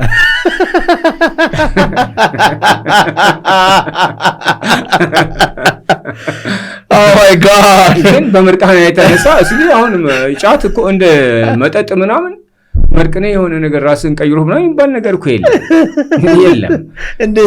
እንደዚህ ያለ መርግትስ እንዲህ እነሱ እኮ ጫቱ አቃጥሏቸው ነው። በጫት የሚቃጠሉና በጫት የሚያቃጥሉ ይለያያሉ። በጫት ያቃጥላል፣ በጫት የሚያቃጥላል፣ በጫት የሚቃጠላል፣ በጫት የሚያቃጥላል። ኦ ማይ ጋድ! ይሄ ነው። እና ዝም ብሎ የሚቀሙት በጫት የሚቃጠሉ ናቸው። እና በጫት የሚያቃጥሉትንና በጫት የሚቃጠሉትን እኩል አድርገን አናይም። እርሱ በጫት የሚያቃጥሉ ነው። እኔ በጫት ከሚያቃጥሉት ግሩፕ ነኝ። ቢያንስ ያለ ሳይቅሙ መኖር ይችላሉ። ሱስ የሚባል ነገር የለኝም። አንድም ነገር እኔ ሱስ አለኝ እንደ ሲያዩኝ እዚህ ላይ የለም። ኧረ የለም፣ ምንም ሱስ የለም። ብሰክርም ራሱ አንተ አሁን ኢንተርቪው ማድረግ ትችላለህ ምንም ሳትዛባ። ምክንያቱም ይህ ቪያላ ሲቫ የሚባለው እነዛ ጠጪዎች እኮ ገና ሳይጠጡ እኮ ነው የሚጀምራቸው። ለመጠጣት ወስነው ሲሄዱ ጀምሮ አሁን መንገዱ ሰው በሰው ቢጨናነቅ ገፍትረውት ነው እየገፈተሩት ነው የሚሄዱት። እና እነዛ ያ ቪያላ ሲቫ ቅጽበታዊ ፍላጎት። እኔ በጠጣ ራሱ እዚህ ጨብሼ ራሱ ምናምን ነገር ሰክረ ራሱ ከገደብ ብታፍ መስከር ይገባሃል። ከዛ መጠጥ ቤት ስትወጣ እንዳትንገዳገድ ነገር ይህን ሁሉ ማድረግ አለብኝ ይገባሃል። ምንም አንዳችን የሚሳትህ ነገር የለም። ምንም አልጠጣም። አሁን እኔ ልጠጣ ትችላለህ፣ ግን ሰካራም ልትሆን አችልም። ጠጪ ነኝ ግን ልጠጣ ትችላለህ። አሁን እዚህ ላይ ለምን እኮ የለም። ሱሰኛ አይደለም፣ ምንም አይነት ሱሰኛ አይደለም። አልወድም። ምንድን ነው ማልወደው ነገር ለእኔ መጽሐፍ ቅዱስ ላይ ምን ያለ መሰሉት? እግዚአብሔር መንፈስ ነው፣ የሚያመልኩትም በመንፈስና በእውነት ያመልኩታል ይላል። እና የሙሴው ታሪክ ከዛ ጋር የሚገናኝ ይመስለኛል። ምክንያቱም ስፒሪት መንፈስ ኃይል አለው። ደስ የሚለው ፈጣሪያችን ቅድም እንዳሉት በሁሉም ቦታ አለ። ብንጠራው ይመጣል፣ ብንለመነው ይለመነናል፣ ይሰጠናል የሚያስፈልገንን ነገር። ከዛ አድርጌ ነው የማስበው። እኛ ሰዎች ስንባል የሆነ በራሳችን አጠር ውስጥ ነው ያለነውና የሚገባን ነገር በጣም ትንሽ ነው። የሌላውን ደግሞ አሻግረን በተከፈተ ልቦና ማየት ትክክል ነው ባይሆን እንኳ ራሱ ኦኬ እንደዚህ አይነት ነገር አለ ብሎ ሳይፈርዱ እንደማየት ያለ ጥሩ ነገር የለም። አሁን ብዙ ሰዎች ይህንን ነገር ሚስ አንደርስታንድ ላይ ያደረጉት ይችላሉ። እሱን የሚያውቀው አሁንም ፈጣሪ ብቻ ነው። አትፍረዱ ተብለናል። ምክንያቱም ፈጣሪ ነው የሚያውቀው። ፈርጃ የእሱ ስራ ነው ብዬ ነው የሚገባኝ ማለት ነው።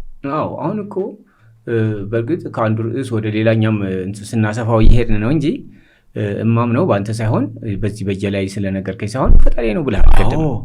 ይሄ ጸሐፊ እሱ ራሱ ፈጣሪ ነው። ሌባ ብትሆን ኖሮ ይጽፍብህ ነበር። ሌባ ብሎ አጭበርባሪ ይጽፍብህ ነበር እና የእጅህን ታገኛለህ ወይም የእጅሽን ታገኛለሽ። አሁን ለምሳሌ ከእናንተ ውስጥ ቆሽማን መስነብብሶ አለ ለማረጋገጥ የፈለገ ሰው ናምብልህ እና ላሳይ እንዳውላ ትልቅ ነገር ላሳይ። እስኪ ሁለት እጅን ዘርጋ። አሁን ይሄ የአንጎል የህይወትና የልብ መስመር ተጣብቋል እዚህ ላይ። ይኸው ያንተ የትኛው መሰለህ? ይሄ ማለት ነው። ከዚህና ከዚህ ጋር ተቀላቅሎ ይሄሱ የግራ እጁ ላይ ደግሞ ይኸውልህ ይሄ አንጎል መስመርን ቦታውን ይዞ ነው የሚቀጥለው። የህይወት መስመርን ቦታውን ይዞ ነው የሚቀጥለው። ይሄ የልብ መስመር ነው። ምን ማለት ነው ይሄ? አሁን ይሄኛው አሁን የቀኝ ላይ ግራኝ ናት። ቀኝ ናት። አሁን እሱ ይኸውልህ ልጁ መሰለህ በባህሉ ፈጣን፣ ብሩህ፣ ንቁ አእምሮ ያለውና ብስጭተኛም ነው። አንዳንዴ ከፍተኛ ሞራል የሚሰማው ነው የሚሆነው። አንዳንዴ ተስፋ የመቁረጥ ሁኔታዎች ይፈራረቁበታል። የራሱን እቅድ ለማከናወን በሚያደርገው እንቅስቃሴ በጣም ጉጉና ጠንካራ ምኞት ያለው ሰው ይላል። ነገር ግን ያስበው ሳይሳካ ቢቀር ወይም ቅር የሚያሰኝ ሁኔታ ቢገጥመው በቀላሉ የሚከፋው ነው። ቅር የሚያሰኝ ሁኔታ ቢገጥመው በቀላሉ የሚከፋው ነው ወይም በቀላሉ ቅር የሚሰኝ ነው ይላል። የፍቅር ህይወቱ ዙሪያ ላይ ግን ሁኔታዎች ያን ያክል ምቹ አይደሉም። ሊያስጠይቅ የሚችል ነገር ውስጥ ይገባል። እንደገና ደግሞ አሁን እሱ ሚስት ብትኖረው ወይም ፍቅረኛ ብትኖረው ማለት ነው ውስጡ አንዱን ሊጠራጠር ይችላል ዝም ብሎ ማለት ነው። አሁን እንግዲህ ይሄ አሁን ያንን ነገር በቋሚነት ያደርጋል ብለን አይደለም የምንይዘው፣ ያሻሽል ነው። አሁን ይሄን ነገር ሙሉ በሙሉ የሚቀይርበትን መንገድ እንፈጥራለን እንጂ አሁን በዚህ ሁኔታ ላይ ቢቀጥል ሚስቱን ወይም ደግሞ በሚስቱ የሚጠረጥረውን ሰው ወይም ሌላ ምቀኛ እሱ የኔ የስራ ምቀኛ እሱ ነው ብሎ በቃ ይይዛል። የዚህ ሰው ደግሞ ቆራጥነቱ ልቡ እና አእምሮ ልክ እንደ አንድ አካል ሆኖ ነው ይላል። በውሳኔ አያወላውልም ሰው። ሌላ ግን በተፈጥሮ እውነትንና ምክንያትን የሚያጠብቅ ሀቀኛ ነው ይላል። እንዴት፣ ለምን የሚሉ ነገሮችን ማስረጃ ያልተገኘለትን ማንኛውንም ቲዎሪ ወይም ጽንሰ ሀሳብ የማይቀበል ግትር ቢሆንም በመለኮታዊ ኃይል መኖር ግን የሚያምን መንፈሳዊ ነው። በተሰማራበት ሁሉ ጥልቀት ያለው ማስረጃ ማግኘት ይፈልጋል። የሚወዳቸው የእጅ ጽሁፎችም ረቀቅ ያሉና ቀጫጭኖች ናቸው የሚሆን ይላል። ሌላው በጣም ስጉ ነው። በጣም ስጉ ብቻ ስሜቱ በቀላሉ የሚነካ ቁጡ፣ ረጅም ህይወትን፣ ጠንካራነትና የረጅም ህይወት። ሌላው ጸጥታ የሰፈነበት ኑሮ መኖር ስለሚሻ ውካታ ያለበትንም አጥብቆ ይጣላል ይላል። ከእንደዚህ አይነቱ ሰው መካከል ይላል የስነ ፍጥረት ምሁራን ወይም ሳይንቲስት ነው የሚለው ታላላቅ ሐኪሞችና ዶክተሮች፣ ህግን የሚተነትኑ ዳኞችና ጠበቆች የሚወጣቸው ይላል። ሰውየው ሚዛናዊ አይነት ሰው ነው ይላል። በሚበላውና የሚጠጣው ምግብ ላይም እንከን ይፈልግበታል የሚሉት ትንሽ ቀጥነዋል። ጨዋን ሶታ ወይ ደግሞ ይሄ እውነት ነው አይበላም። ምን የመሰለ ወጥ ሰርተን ምንም ከትኩረቱ የሚሰወር ነገር የለም ይላል። አሁን ይሄ የሱ ቁጥሩን ኳኩሌት ብናደርግ ስሙ ላይ ነው የሚኖረው ችግሩ። አሁን እዛ ስሙ ላይ ያለው ነገር አሁን አስትሮሎጂና ኑሜሮሎጂ አይጣጣሙ። ጥሩ ነው አሁን ማሳየቱ። ሌላው ደግሞ ይኸውና ቀኝ እጁ ላይ አሁን ግራ እጁ ላይ ያለው ነገር ኖርማል ነው አይደለም። ፍቅርን በተመለከተ ራሱ ቁጡና ጠበኛ የመሆን ቁጡ የመሆን አይነት ነገር፣ ብስጭተኛ እናጫ የመሆን ፍቅርን በተመለከተ ማለት ነው። አሁን በሚወድ ሰዓት ፍጹም ነው የሚወደው፣ ግን እንደ ጠበቃት ሁኖ ካልተገኘች ሊያባር ይችላል። ወዳው ቆራጥና ጨካኝ እንደሆነ ያደርጋል። እና አሁን ትልቁ ቁም ነገር ማለት ነው አንደኛ አሁን በራሳችን ዙሪያ በመታጠር ነው ያልከው ነገር ነው። በሰው አጥር ውስጥ መሆናችን ነው። እንደኔ በሰው አጥር ውስጥ ነው። አሁን በምዕራባውያኖች አጥር ውስጥ ነው ያለ ነው። የእኛን መልካሙን ነገር ይሄ ጥንቆላ ነው ተውት ካለ እሱን ትተን ይሄኛው ደግሞ አለባበሳችንን እሺ። አሁን ለምሳሌ ሴቶች እሁድ ብቻ ነው ሴቶች መሆናቸው የሚታወቀው። ያ ከእሁድ ከሰንበት በስተቀር ያለው አለባበስ ጠቅላላ የሴቶች አለባበስ አይደለም። የሴቶች አለባበስ ሁሉ ምሳሌ መሬም ነች። አሁን የሌሎችን ስልጣኔ ነው ወይም እውቀት ነው ብለን የምንከተለው ቴክኖሎጂ ካለ ጥሩ ነው። ሞባይል ብንገዛ ምን ችግር የለው፣ መኪና ብንገዛ ኤሌክትሪክ ይሄ ጥሩ ነው፣ ምን ችግር የለውም። ግን ታላላቆቻችንን የማክበር ማህበራዊ ግንኙነታችንን እንደዚህ ጨካኝ የመሆን እና ባህላችንን የመተው ትልልቅ ሰዎችን አለማክበር ይሄ አሁን ምን ይጠቅመናል? ለምሳሌ አዋቂዎችን መጥላት አቅጣጫ የሚሰጠን ሰው አሁን ለምሳሌ እሱ የፍቅር ህይወት የተወሳሰበ ነዋል ለምሳሌ አይደል? የሱን አሁን ይሄን ማቃናቱ ምን ጠንቋይ ያሰኛል? አባይ ጠንቋይን ቅድም ጀመረን ትተነዋል። አባይ ማለት ከሃጂ ነው። ጠንቋይ ማለት ደግሞ ክፉ ስራ ሰሪ ነው። አባይ ጠንቋይ አሁን ምንድን ነው? በጎበዝ ተማሪዎችን እብድ ሊያስደርግ ይችላል። ይሄ ጠንቀኛ ሰው ነው። የሱ ጠንቅ ነው ወይም የሷ ጠንቅ ነው። ባልና ሚስቶች ጥሩ የሆነ ትዳር የፍቅር ህይወት የሚኖሩትን እንዲለያዩ ማድረግ ይሄ ጠንቅ መዋል ነው። ክፉ ስራ ሰሪ ናቸው። ይሄ ሰይጣናዊ የሆነ እውቀት ቅድም መጀመሪያ ላይ አጀማመር ላይ የጀመርክልኝ ጥያቄ አለ። ሰይጣን በእኛ ላይ ሁከትና ምቀኝነት አያደርግም ወይ? እሱ ላይ ነው። አሁንም ቢሆን እነዚህ ጠንቋዮች ማለት ራሳቸውም ሰይጣኖች ናቸው። ክፉ ስራ ሰሪ ናቸው። ስራቸው ሁሉ ጠቃሚ ያልሆነና አምልኮተ ባዕድ ነው። እና ሌላው ነገር አሁን አዋቂዎች የሚባሉት ሼክ ሁሴን ጅብሪል ልንወስድ እንችላለን። ሼክ ሁሴን ጅብሪል ትንቢት ነው የሚናገሩት። ግን ጠንቋይ ናቸው ብለው የሚናገሩ አሉ።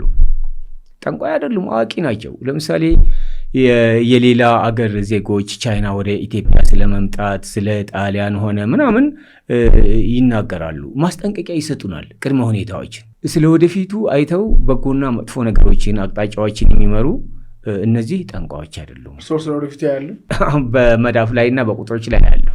ወደፊት ግን ስሞት ራሱ ቁጥር ነው አይደል? አንዱ ቁጥር ነው። ማን ነበር ስሞት? ዙሮሜል 1.1 መታወቂያ ይሄ ነው ስሙ፣ ይሄ ነው ቁጥር ማድረግ ስለ ኢሉን ማስክ የልጁ ስም ፓይ ነው። ቁጥር አድርጎታል። ቁጥር ፓወር ስላለው አንዳንዶች ስማቸውን ቁጥር ቢያደርጉላ ደስ ቢቻል ቢሆን የሚሉ ሰዎች።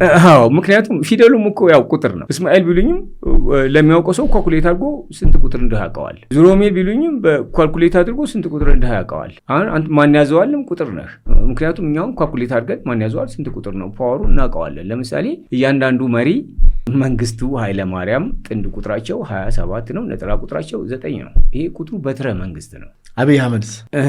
አብይ አህመድ እንግዲህ ትክክለኛ አባትና እናታቸውን አላውቅም፣ በሚናገሩት ነው። አብይ አህመድ ጥንድ ቁጥር 24 ነው፣ ነጠላ ቁጥር 6 ነው። ምን ማለት ነው? ምንድን ነው መሰለህ? አሁን ይበልጥ 24 ገንዘብ፣ ፍቅር፣ ፈጠራ። ለምሳሌ አብይ አህመድ መድረክ ላይ መጁን አያዋለሁ ብዙ ጊዜ ማለት ነው። አንቦታ ቆሎ አብይ አህመድ የትኞቹንም ሰዎች አነባቸዋለሁ ማለት ነው። ቴሌቪዥን ላይ አያቸዋለሁ። ስለዚህ እሳቸውን እጅ እንደዚህ አንበዋል መዳፋቸው። ቴሌቪዥን ላይ ጠጋ በምል ሰዓት የእያንዳንዱን መሪ የመለስ ዜናውንም አብቸዋለሁ። የመለስ ዜናዊ እጃቸው ድብልቅ ቅርጽ ነው። ሀሳቡ ሰፊ፣ ሙያው ብዙ፣ ከቀስቃሽ መንፈሳዊ መምህር እስከ ስነ ፍጥረት ሊቅ በርካታ መክሊት ያላቸው ናቸው ይላል። ሆን ብሎ መስራት ከፈለጉ የትኛውን ስራ መስራት እንደሚችሉ እጃቸው ያሳያል። ድብልቅ ቅርጽ ሚክስድ ነው። ጠቅላይ ሚኒስትር አብይ አህመድስ? ጠቅላይ ሚኒስትር አብይ አህመድ ደግሞ ስለ አውራጣታቸው ብቻ ልንገርህ። ያው በተፈጥሮ ጸባይ መልካም ጨዋ፣ እንደ ግለሰብ ማለት ነው። እንደ ግለሰብ በተፈጥሮ ጸባይ መልካም ጨዋ ናቸው ይላል። ከቁጥጥር ውጭ የሆነ ወንጀል ውስጥ ወይም ስህተት ውስጥ በዋዛ የማይገቡ ትዕግስት ያላቸው፣ ከሰዎችና አካባቢ ሁኔታ በአጭር ጊዜ ይለማመዳሉ፣ በሄዱበትም መኖሪያቸውን ያበጃሉ። አስተሳሰባቸውም ሰፊ በመሆኑ አንድን ጉዳይ ለመፈጸም ፈቃደኛ ናቸው ይላል። ገንዘብ በተመለከተ የሚባክንባቸው ቢሆንም በሀሳባቸውም በተግባራቸውም ለጋሽ ናቸው፣ ቸር ናቸው ነው የሚለው እና በተፈጥሯቸውም ቢሆን ብልህና አዋቂ፣ አስተዋይ፣ ከሌሎች በብዙ አቅጣጫ ይበልጣሉ በተፈጥሮ እውቀታቸው ይላል። በተፈጥሮ እውቀታቸው ሲሰጣቸው የነበረው አስተሳሰባቸውም ጥራት ያለው ነው፣ ብልህነትን የተላበሱ፣ ከሌሎች ጋር በሚያደርጉት ግንኙነት ሁሉ ረቂቅና ጥበበኛ አገባብ፣ አቀራረብ፣ በግል ዲስፕሊናቸው መልካም ሰው መሆናቸውን ያሳያል። በሎስ የእሳቸውን ደግሞ መጥፎ ነገር አሁን ይነግሩናል። ጥሩ ብቻ ይነገሩናል። አሁን ያለውን ለማሞገስ ብዬ ሳይሆን እንዳንድ መሪ ሳይሆን እንደ ግለሰብ ነው። እንደ ግለሰብ በተፈጥሮ ጸባይ መልካም ጨዋ ናቸው። ከቁጥጥር ውጭ የሆነ ወንጀል ውስጥ ወይም ስህተት ውስጥ በዋዛ የማይገቡ ትዕግስት ያላቸው ናቸው ይላል። ከሰዎችና አካባቢ ሁኔታ ጋር በአጭር ጊዜ ይለማመዳሉ፣ በሄዱበትም መኖሪያቸውን ያበጃሉ። አስተሳሰባቸውም ሰፊ በመሆኑ አንድን ጉዳይ ለመፈጸም ፈቃደኛ ናቸው። በተፈጥሯቸውም ቢሆን ብልህና አዋቂ፣ አስተዋይ፣ ከሌሎች በብዙ አቅጣጫ ይበልጣሉ በተፈጥሮ እውቀታቸው ማለት ቢማሩም ባይማሩም ማለት ነው። የእሳቸው አድናቂ ኖት እንዲርሰው? እኔ የትኛውንም መንግስት አላደንቅም፣ የትኛውንም መንግስት አልነቅፍም። የሚሾማቸው ፈጣሪ ራሱ ይህ ትልቅ መረዳት እኮ ነው። ፈጣሪ ራሱ ስለሆነ ለመንግስት እንግዲህ ተገዥ መሆን እንዳለብን ቁርአንም ሆነ ሐዲስ ይናገራል። ይህ ብልሃት ነው። በጣም የግዴታ የፈጣሪ ህግ ነው። አንድ መንግስት የሚሾመው እሱ ራሱ ነው፣ የሚያነሳውም እሱ ራሱ ነው። ህጎችን ማክበር አያማሩም እርሶ ማለት ነው። አያማሩም እርሶ እንዴት? በቃ ማለት ደስተኛ ሆኖ ነው የሚኖሩት። በማንም መንግስት ቢመጣ ደጉም ንጉስ መጣ መጥፎም ይምጣ ማንም ይምጣ አመስግኖ ነው የሚቀጥለው። ህዝቦች ባላቸው ሁኔታ ነው የሚመደብላቸው መንግስት። ህዝቦች እኛ ራሳችን ኢማናችን፣ አደባችን፣ ቀልባችን፣ አቅላችን፣ ተገዥነታችን፣ ታዛዥነታችን፣ የራሳችን መልካምነት የዛ ጀነሬሽን መንግስት የሚመጣው የሚመጥነው ነው። ከኛ ነው የሚወጡት ማለት ነው። ከኛ የሚወጡት ከኛ ይመጣሉ፣ ግን ከኛ አርቀው ማሰብ የሚችሉ እኛን መምራት የሚችሉ። እንግዲህ እኮ ጫት ቃሚዎቹንም እኮ አንስተናቸዋል። እነዚህ ጫት ቃሚዎች አሁን አንደኛ ጫቱን ውድ ከማድረግ በስተቀር ለእናንተ እንዳትከሙ፣ ሁለተኛ ደግሞ እንዲሁ ለሀገር ሸክም ከመሆን በስተቀር አንዳችም ፋይዳ የላቸው ማለት። አሁን የጫት ቅሞ ስራ መፍታት ነው እንጂ ጫት ቅሞ ይታመሙ እንደው እንጂ ህመምተኛ አያድኑ። ለምን ይሄን ኦኬ ስዊርድ ግን እሺ ይሁን ብቻ። በስተመጨረሻ የሚሉት ነገር ካለ እድል ስጥ። አዎ እኔ በምለው ነገር መሰለህ፣ አንደኛ የአንተ መንገዶች ብዙ ጊዜ ይመቹኛል። አንደኛ ጥንታውያኖችን ከሃይማኖት ጀምሮ ያሉት ሁኔታዎች በጣም ቆንጆ ናቸው። ትልልቆችን አባቶችን ታሪኮችን የመጠበቅ ጥረትህ በጣም ወደፊት መቀጠል ያለበት ነገር ነው። በዚህ አለመዛባት እኔ አሁን ጀግንነት ነው የምለው። አሁን የጥንቶቹን እስልምናዎችም ሆነ የክርስትና ሃይማኖት የጥንቶችን አባቶች መንገድ ጠብቆ ተንከባክቦ ባለው አቅም ሁሉ እንደዚህ የሚሰራ ሰው ጀግና ነው የምለው። ምክንያቱም አሁን አብዛኞቹ ሃይማኖታቸውን የሚቀይሩት አምነውበት አይደል፣ ፈርተው ነው። ጫት ቃሚ ዱዓ አድራጊ ሰዎች ቤታቸው በፕሮግራም ዱዓ የሚያደርጉ ሰዎች የነበሩት የዱዓ ሰዎች አቋርጠውታል። አብዛኞቹ ፈርተው ነው ያቋረጡት። ማንን ፈርተው? አዳዲስ የመጣው ሃይማኖት ይሄ ጫት መቃም አምልኮተ ባዕድ ነው ምናምን በማለት ተጽዕኖ ይፈጥሩባቸዋል። ፈርተው ትተውታል አብዛኞቹ። እንደገና ጠንቋይ ነው እንባላለን ብለው ይሄ ጥንቆላ ነው አምልኮተ ባዕድ ነው እንባላለን ብለው ያቋረጡታሉ። ግን በእስልምና በትክክለኛው የእስልምና አሁን እኛ ሀገር ቃለ ዓዋዲ የሚባል ነገር አለ። ሌላም መጽሐፍቶች አሉ፣ ስለ ሃይማኖት ያሉ መጽሐፎች አሉ ምን እንደሚደረግ የሚናገሩ። እሳቸው ለምሳሌ ቅድም ያሳየሁት አባት ቃለ ዓዋዲ የሚባለው ነገር ተዘጋጅቶ ቤተክርስቲያኒቷ ወጥ የሆነ መዋቅር እንዲኖራት አንድ መጽሐፍ አለ፣ ስሙ ጠፋብኝ። ቤተክርስቲያን መጽሐፍ አለ፣ የሃይማኖት መጽሐፍ ነው። ያ መጽሐፍ ምንድን ነው የሚያደርገው? ይናገራል። በቃ ጳጳስ ምንድን ነው፣ ቆሞስ ምንድን ነው፣ ምን ይደረጋል፣ ስርዓቱ እዛ ላይ አለ። ግን ይሄ ጫት መቃሙ የእናንተ ወይ ከቁርአን ውጭ ያሉ መጽሐፎች ላይ ተጽፏል? እንዲህ ቢደረግ አይደለም፣ ጥበብ ነው። አሁን ለምሳሌ ዳማ ከሴ የምች መድኃኒት ነው ተብሎ ቁርአን ላይ ላይጻፍ ይችላል። ሐዲሶች ላይ ለምሳሌ ድርሳናቶች እንደሚባሉት ነው። ከመጽሐፍ ስላለ እኮ ነው ጫት። አሁን ካሉኝ ጫት እያመጣ ያለው ጉዳት አለ ማህበረሰቡ ላይ፣ ሳይንቲፊክ በሆነ ወይ ኬሚካሎች አሉት። እርሶም ብለውኛል። ብዙ ሰው ቅሞ ማታ ምርቃና ለመስፈር ብሎ ይጠጣል፣ ከማያውቃት ሴት ጋር ይተኛል፣ ሚስቱ ጋር ራሱ የግብረ ሥጋ ግንኙነት ለመፈጸም አቅም አይኖረውም። ምን ይባላል? እንዲሁም በቃ ሰዎች ሲያወሩ 10 የቃመን ሰው 1 ፖሊስ ይዞት ሊሄድ ይችላል ይባላል። ግን አንድ የሰከረን ሰው 10 ፖሊስ ይዞት ሊሄድ ይችላል ይባላል። ሁለቱም በራሳቸው የሆነ ነገር አላቸው። ግን አእምሮን ዳሜጅ የማድረግ ነገር አለው፣ ቅዠት ውስጥ የመክተት ነገር አለው ጫት በራሱ ሲታይ ማለት ነው። ሰው ቲንግዝ ምንድን ነው ይሄ ዳሜጅ ስላለ አይመስሎትም። ሰው መጥፎ ነገር ነው፣ ይሄ ነገር ከሃይማኖት ጋር መገናኘት የለበትም ብሎ የሚያወሩት። እንዲሁም አንዳንድ ሼኮች ራሱ ትክክል አይደለም ብሎ ሲያወሩ ሰምቻ ማቅ ይመስለኛል ቲክቶክ ላይ። ትክክል እኮ ነው። አሁን የጫት እኮ መቃም ተገቢ ነው አላልኩም እኔ፣ ተገቢ አይደለም ጫት መቃም። አሁን ያለው ወጣት ለምን ጉዳይ ነው እኮ ነው የሚቅመው፣ ጉዳይ መኖር አለበት እኮ። እነዚያ የዱዓ ሰዎች ግን አላማ አላቸው። በአመት አንድ ጊዜ ነው። ለምሳሌ እኔ የወሎ ሰው ነኝ። ወሎ ውስጥ ዱዓ ይደረጋል። ዱዓ የሚደረገው በአመት አንድ ጊዜ ነው። ጳጉሜን መርጠው ጳጉሜ ላይ ነው፣ በ13ኛው ወር። የእኛን ካላንደር ነው የምትጠቀሙት እና የኢትዮጵያን ነው። እና እንግዲህ ጳጉሜ ላይ ሚያዝያ ወር ላይ የሚያደርጓሉ ምናምን። ይሄ አምልኮ አይደለም። አሁን ሊታረድ ይችላል። የሚታረደው ለሰይጣን አይደለም። አሁን እኮ መሰለ ቅዱስ መስዋዕት ወይም የአብርሃም በግ አይደል? የነቢዩላህ ኢብራሂም በግ ቅዱስ መስዋዕት። ጫቱ እየተቃመ ነው የሚታረደው። ሊቃም ላይቃም ይችላል። እኔም አሁን ምን አለ መሰለ፣ አሁን ይሄንን የጥንቆላ ነው የሚለውን አባዜ ለምን አንተውም ነው? አለመሆኑን በምን ፕሩፍ ያደርጉልኛል? አሁን ለምሳሌ አንድ ሰው ነው ይሄ ጥንቆላ ነው፣ ቅድም ያልኩት ነገር አለ። ለምሳሌ ፈጣሪ እርሱ ከሰጡኝ ኤግዛምፕል ቁርአን ላይ ካለው ማለት ነው በትሩን ተውና በአፍ አድርጋለው። ምንድነው ጣዖት የምታደርገው? አላደርግም ብሎ ሙሴ ፈርቶ አደረገ። ከዛ የከናንን ምድር ታያታለህ እንጂ አትጋበትም አለው። ሌላ ነቢይ ተተካ። ስለዚህ ያለ ጫቱ ለምንድን ነው በቀጥታ በመንፈስ ኮኔክት ማናደርገው? ይቻላል።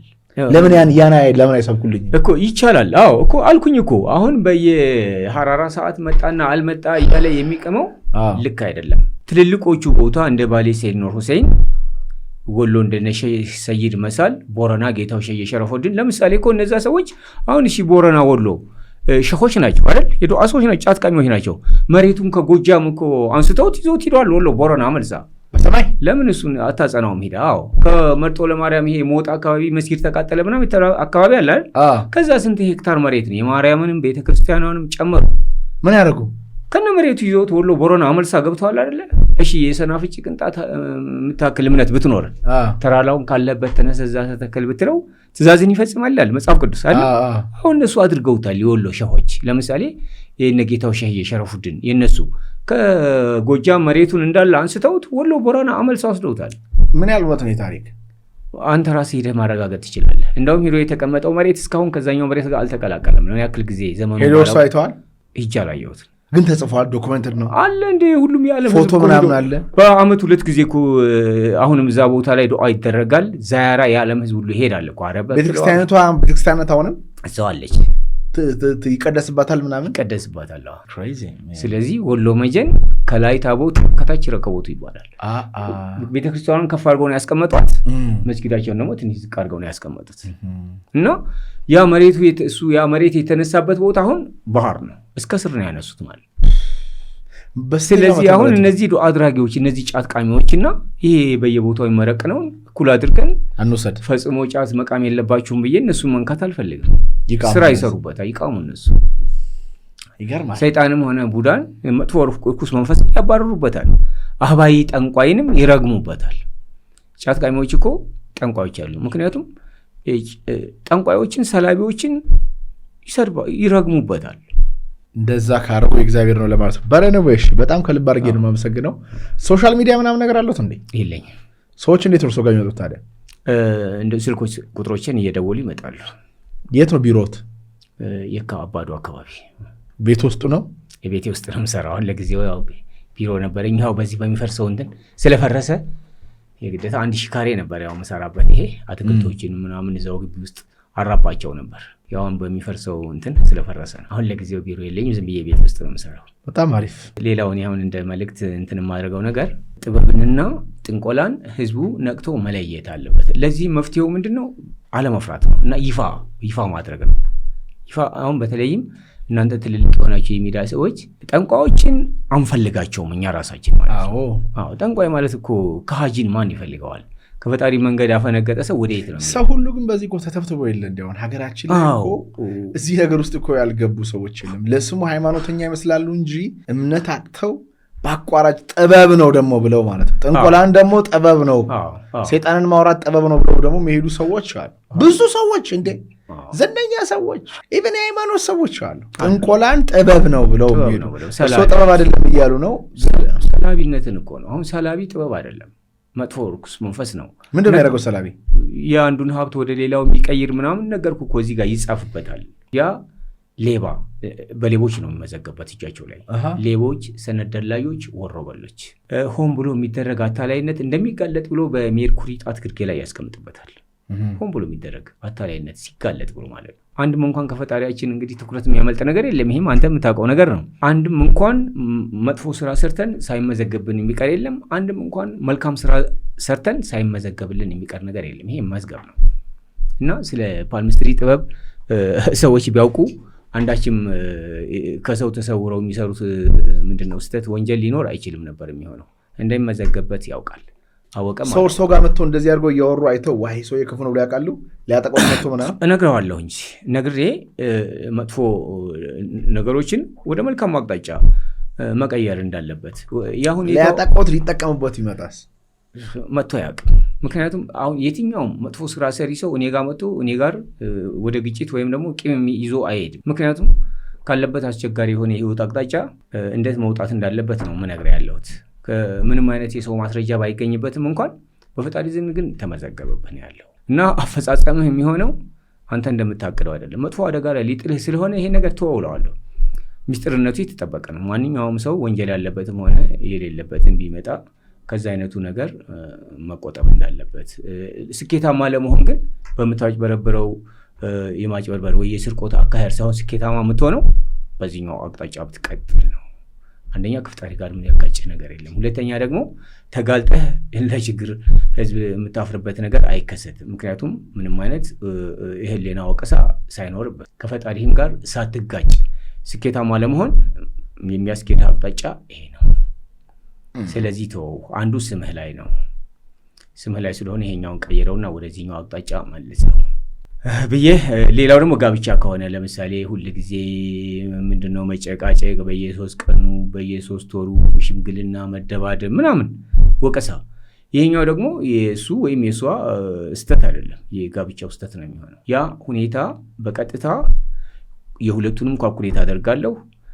ይበልጥ እድለኛ ያልሆነው ሰው በግሉም ቢኖር እድለኛነት የሚጎለውን ሰው የሱን ቀይርና አንደኛ ጋብቻውን የተጣጣመ አድርገዋለሁ። ሁለተኛ ደግሞ የራሱንም ቻንስ እድለኛ የሆነ ሰው እንዲሆን አድርገዋለሁ። እንዴት አድርገው ነው የምትቀይረው? ስሞቹን እቀይራቸዋለሁ። ስም ነው የሚቀይረው? ስም ነው የሚቀይረው። ለምሳሌ አሁን አንድ መኪና ስፔር ነው የሚያስፈልገው አይደለም? ሞተር ወይ የሆነ ነገር እንግዲህ ጎማውን ከጨረሰ ጎማውን ነው የምንቀይረው። ስለዚህ ብዙ ሰው ስም ኤነርጂ ስለሆነ ሲቀየር ሌላ ነገር ይፈጠራል ይባላል። ሙሉ በሙሉ ስም ሲያወጡ በጣም መጠንቀቅ አለብኝ። እንደ ስም አወጣልኝ እንደ ልጄ እግዚአብሔር ይስጠው። እኔ ማን ያዘዋል የተባልኩት እግዚአብሔርን ማን ያዘዋል ነው አባቴ ያለው። ትክክል ነው። አሁን ይሄ ስም በሚቀየር ሰዓት ስሙ ተቀየረ፣ በቃ ቀይሬልሃለሁ አሁን ስኬታማ እንደምትሆን እመነኝ ብቻ አይደለም እኮ። ስሙ ከተቀየረ 6 ወር በኋላ በመዳፉ ላይ አዳዲስ መስመሮች መዘርጋት ይጀምራሉ። አረ አዳዲስ መስመሮች መዘርጋት ይጀምራሉ። አሁን የሱን የመዳፍ መስመሮች ቀያረን ወደፊት ታነበዋለህ፣ አብረን እናነበዋለን። ምክንያቱም ፎቶ አንሳው ቅዱስ፣ ይህም ፎቶ አንስታ አስቀምጠው። ስሙ ከተቀየረ 6 ወር በኋላ አሁን የሌሉ ሌላ አዳዲስ መስመሮች መምጣት ይጀምራሉ። ቅዱስ አሪፍ ስም አይደል እንዴ? ሁሉም ቅዱሶች አሁን አፄ ቴዎድሮስ መንግስት በሚሆን ሰዓት ጠቅላላ ልጆቹን ቴዎድሮስ ይሏቸዋል። መለስ ዜናዊ መንግስት በሚሆን ሰዓት ጠቅላላ የሚወለዱት ልጆች መለስ ይሏቸዋል። እንግዲህ የመለስ አባቱ ሌላ ነው፣ እናቱ ሌላ ነች የመለስ ዜናዊ። አሁን የሚወለደው ልጅ ደግሞ አባቱ ሌላ ነው፣ እናቱ ሌላ ነች። እና እሱን በጣም ዲፕዝ የሆነ እውቀት ያስፈልጋል። ይሄ ጥልቅ እውቀት ያስፈልጋል። እና ነገሮች በተጨባጭ ውጤት ይታያሉ ማለት ነው። በተጨባጭ ውጤቱ ራሱ የሚታይ ነው የሚሆነው እንጂ እንደዚህ አድርጌልሃለሁ በቃ እመነኝ የሚባል ነገር አይደለም። ስለዚህ ወርክ ስራ አለው ከበስተጀርባ። በጣም የሚገርም ፖድካስት ነበረ። እንግዲህ ያው የተወራውን ሁሉ አንቀበልም፣ የተወራውን ሁሉ ደግሞ ተውም አንልም። የእኛ እንግዳ ኦፕን ማይንድድ የሆኑ ሰዎች ነን። የተለያዩ ሰዎችን አምጥተን ሀሳባቸውን መማማሪያ የሆን ዘንድ እንማማረበታለን ማለት ነው። እና የተወራው ነገር ሁሉ ደግሞ ትክክል ነው፣ የተወራው ነገር ሁሉ ስህተት ነው ማለት አይደለም። ጠይቁ። ኦፕን ማይንድድ ናችሁ፣ የምታስተውሉ ሰዎች ናችሁ። ዝም ብላችሁ ይሄ ሰው እንደዚህ ነው ይሄ ሰው እንደዛ ነው ብላችሁ የምትፈርዱ ከሆነ እግዚአብሔር አይለቃችሁ። አንዳንዶቻችሁ ደግሞ በቲክቶክ ቪው ለማግኘት ብላችሁ ማን ያዘዋል እድሉ ተወሰደ፣ እንትኑ በዚህ ገባ፣ እንትኑ በዚህ ወጣ የምትሉ ሰዎች አላችሁ። እድሌ ኢየሱስ ክርስቶስ ነው። እሺ የኔ እድል እግዚአብሔር አምላኬ ነው። ያን እድል ማንም ሰው ሊነጥልብኝ አይችልም። መከራ፣ ችግር፣ ስቃይ፣ ረሃብ አይነጥልም ይላል ቅዱስ ጳውሎስ። እና አሁን እጄ እንደዚህ ስላደረግኩኝ ምንም ይመጣብኝ ነገር የለም። ቢመጣብኝም ሁሌ ፖድካስት ስንቀርጽኛ ምን አድርገን ነው የጀመርነው? ስንጀምር ጸሎት አድርገን ነው። ሁል ጊዜ እኛ ስንጀምር ጸሎት አድርገን ነው የምንጀምረው። እናንተም ስትሰሙ ደግሞ ጸሎት አድርጋችሁ ብትሰሙ ፈጣሪ ሆይ እዚህ ፖድካስት ውስጥ መጥፎ ነገር ካለ እንዳይገባኝ አድርገው፣ ጥሩ ነገር ካለ ደግሞ እንዲገባኝ አድርገው ብላችሁ ብትጠይቁ በጣም መልካም ነው። በጣም ፍሬያማ የሆነ ዲስከሽን አድርገናል። በቀጣይ ጠቃሚ ፖድካስት እስክንገናኝ ድረስ እግዚአብሔር አምላክ ሁላችንም ይጠብቀን። ቴንክ ዩ ሶ ማች። አመሰግናለሁ።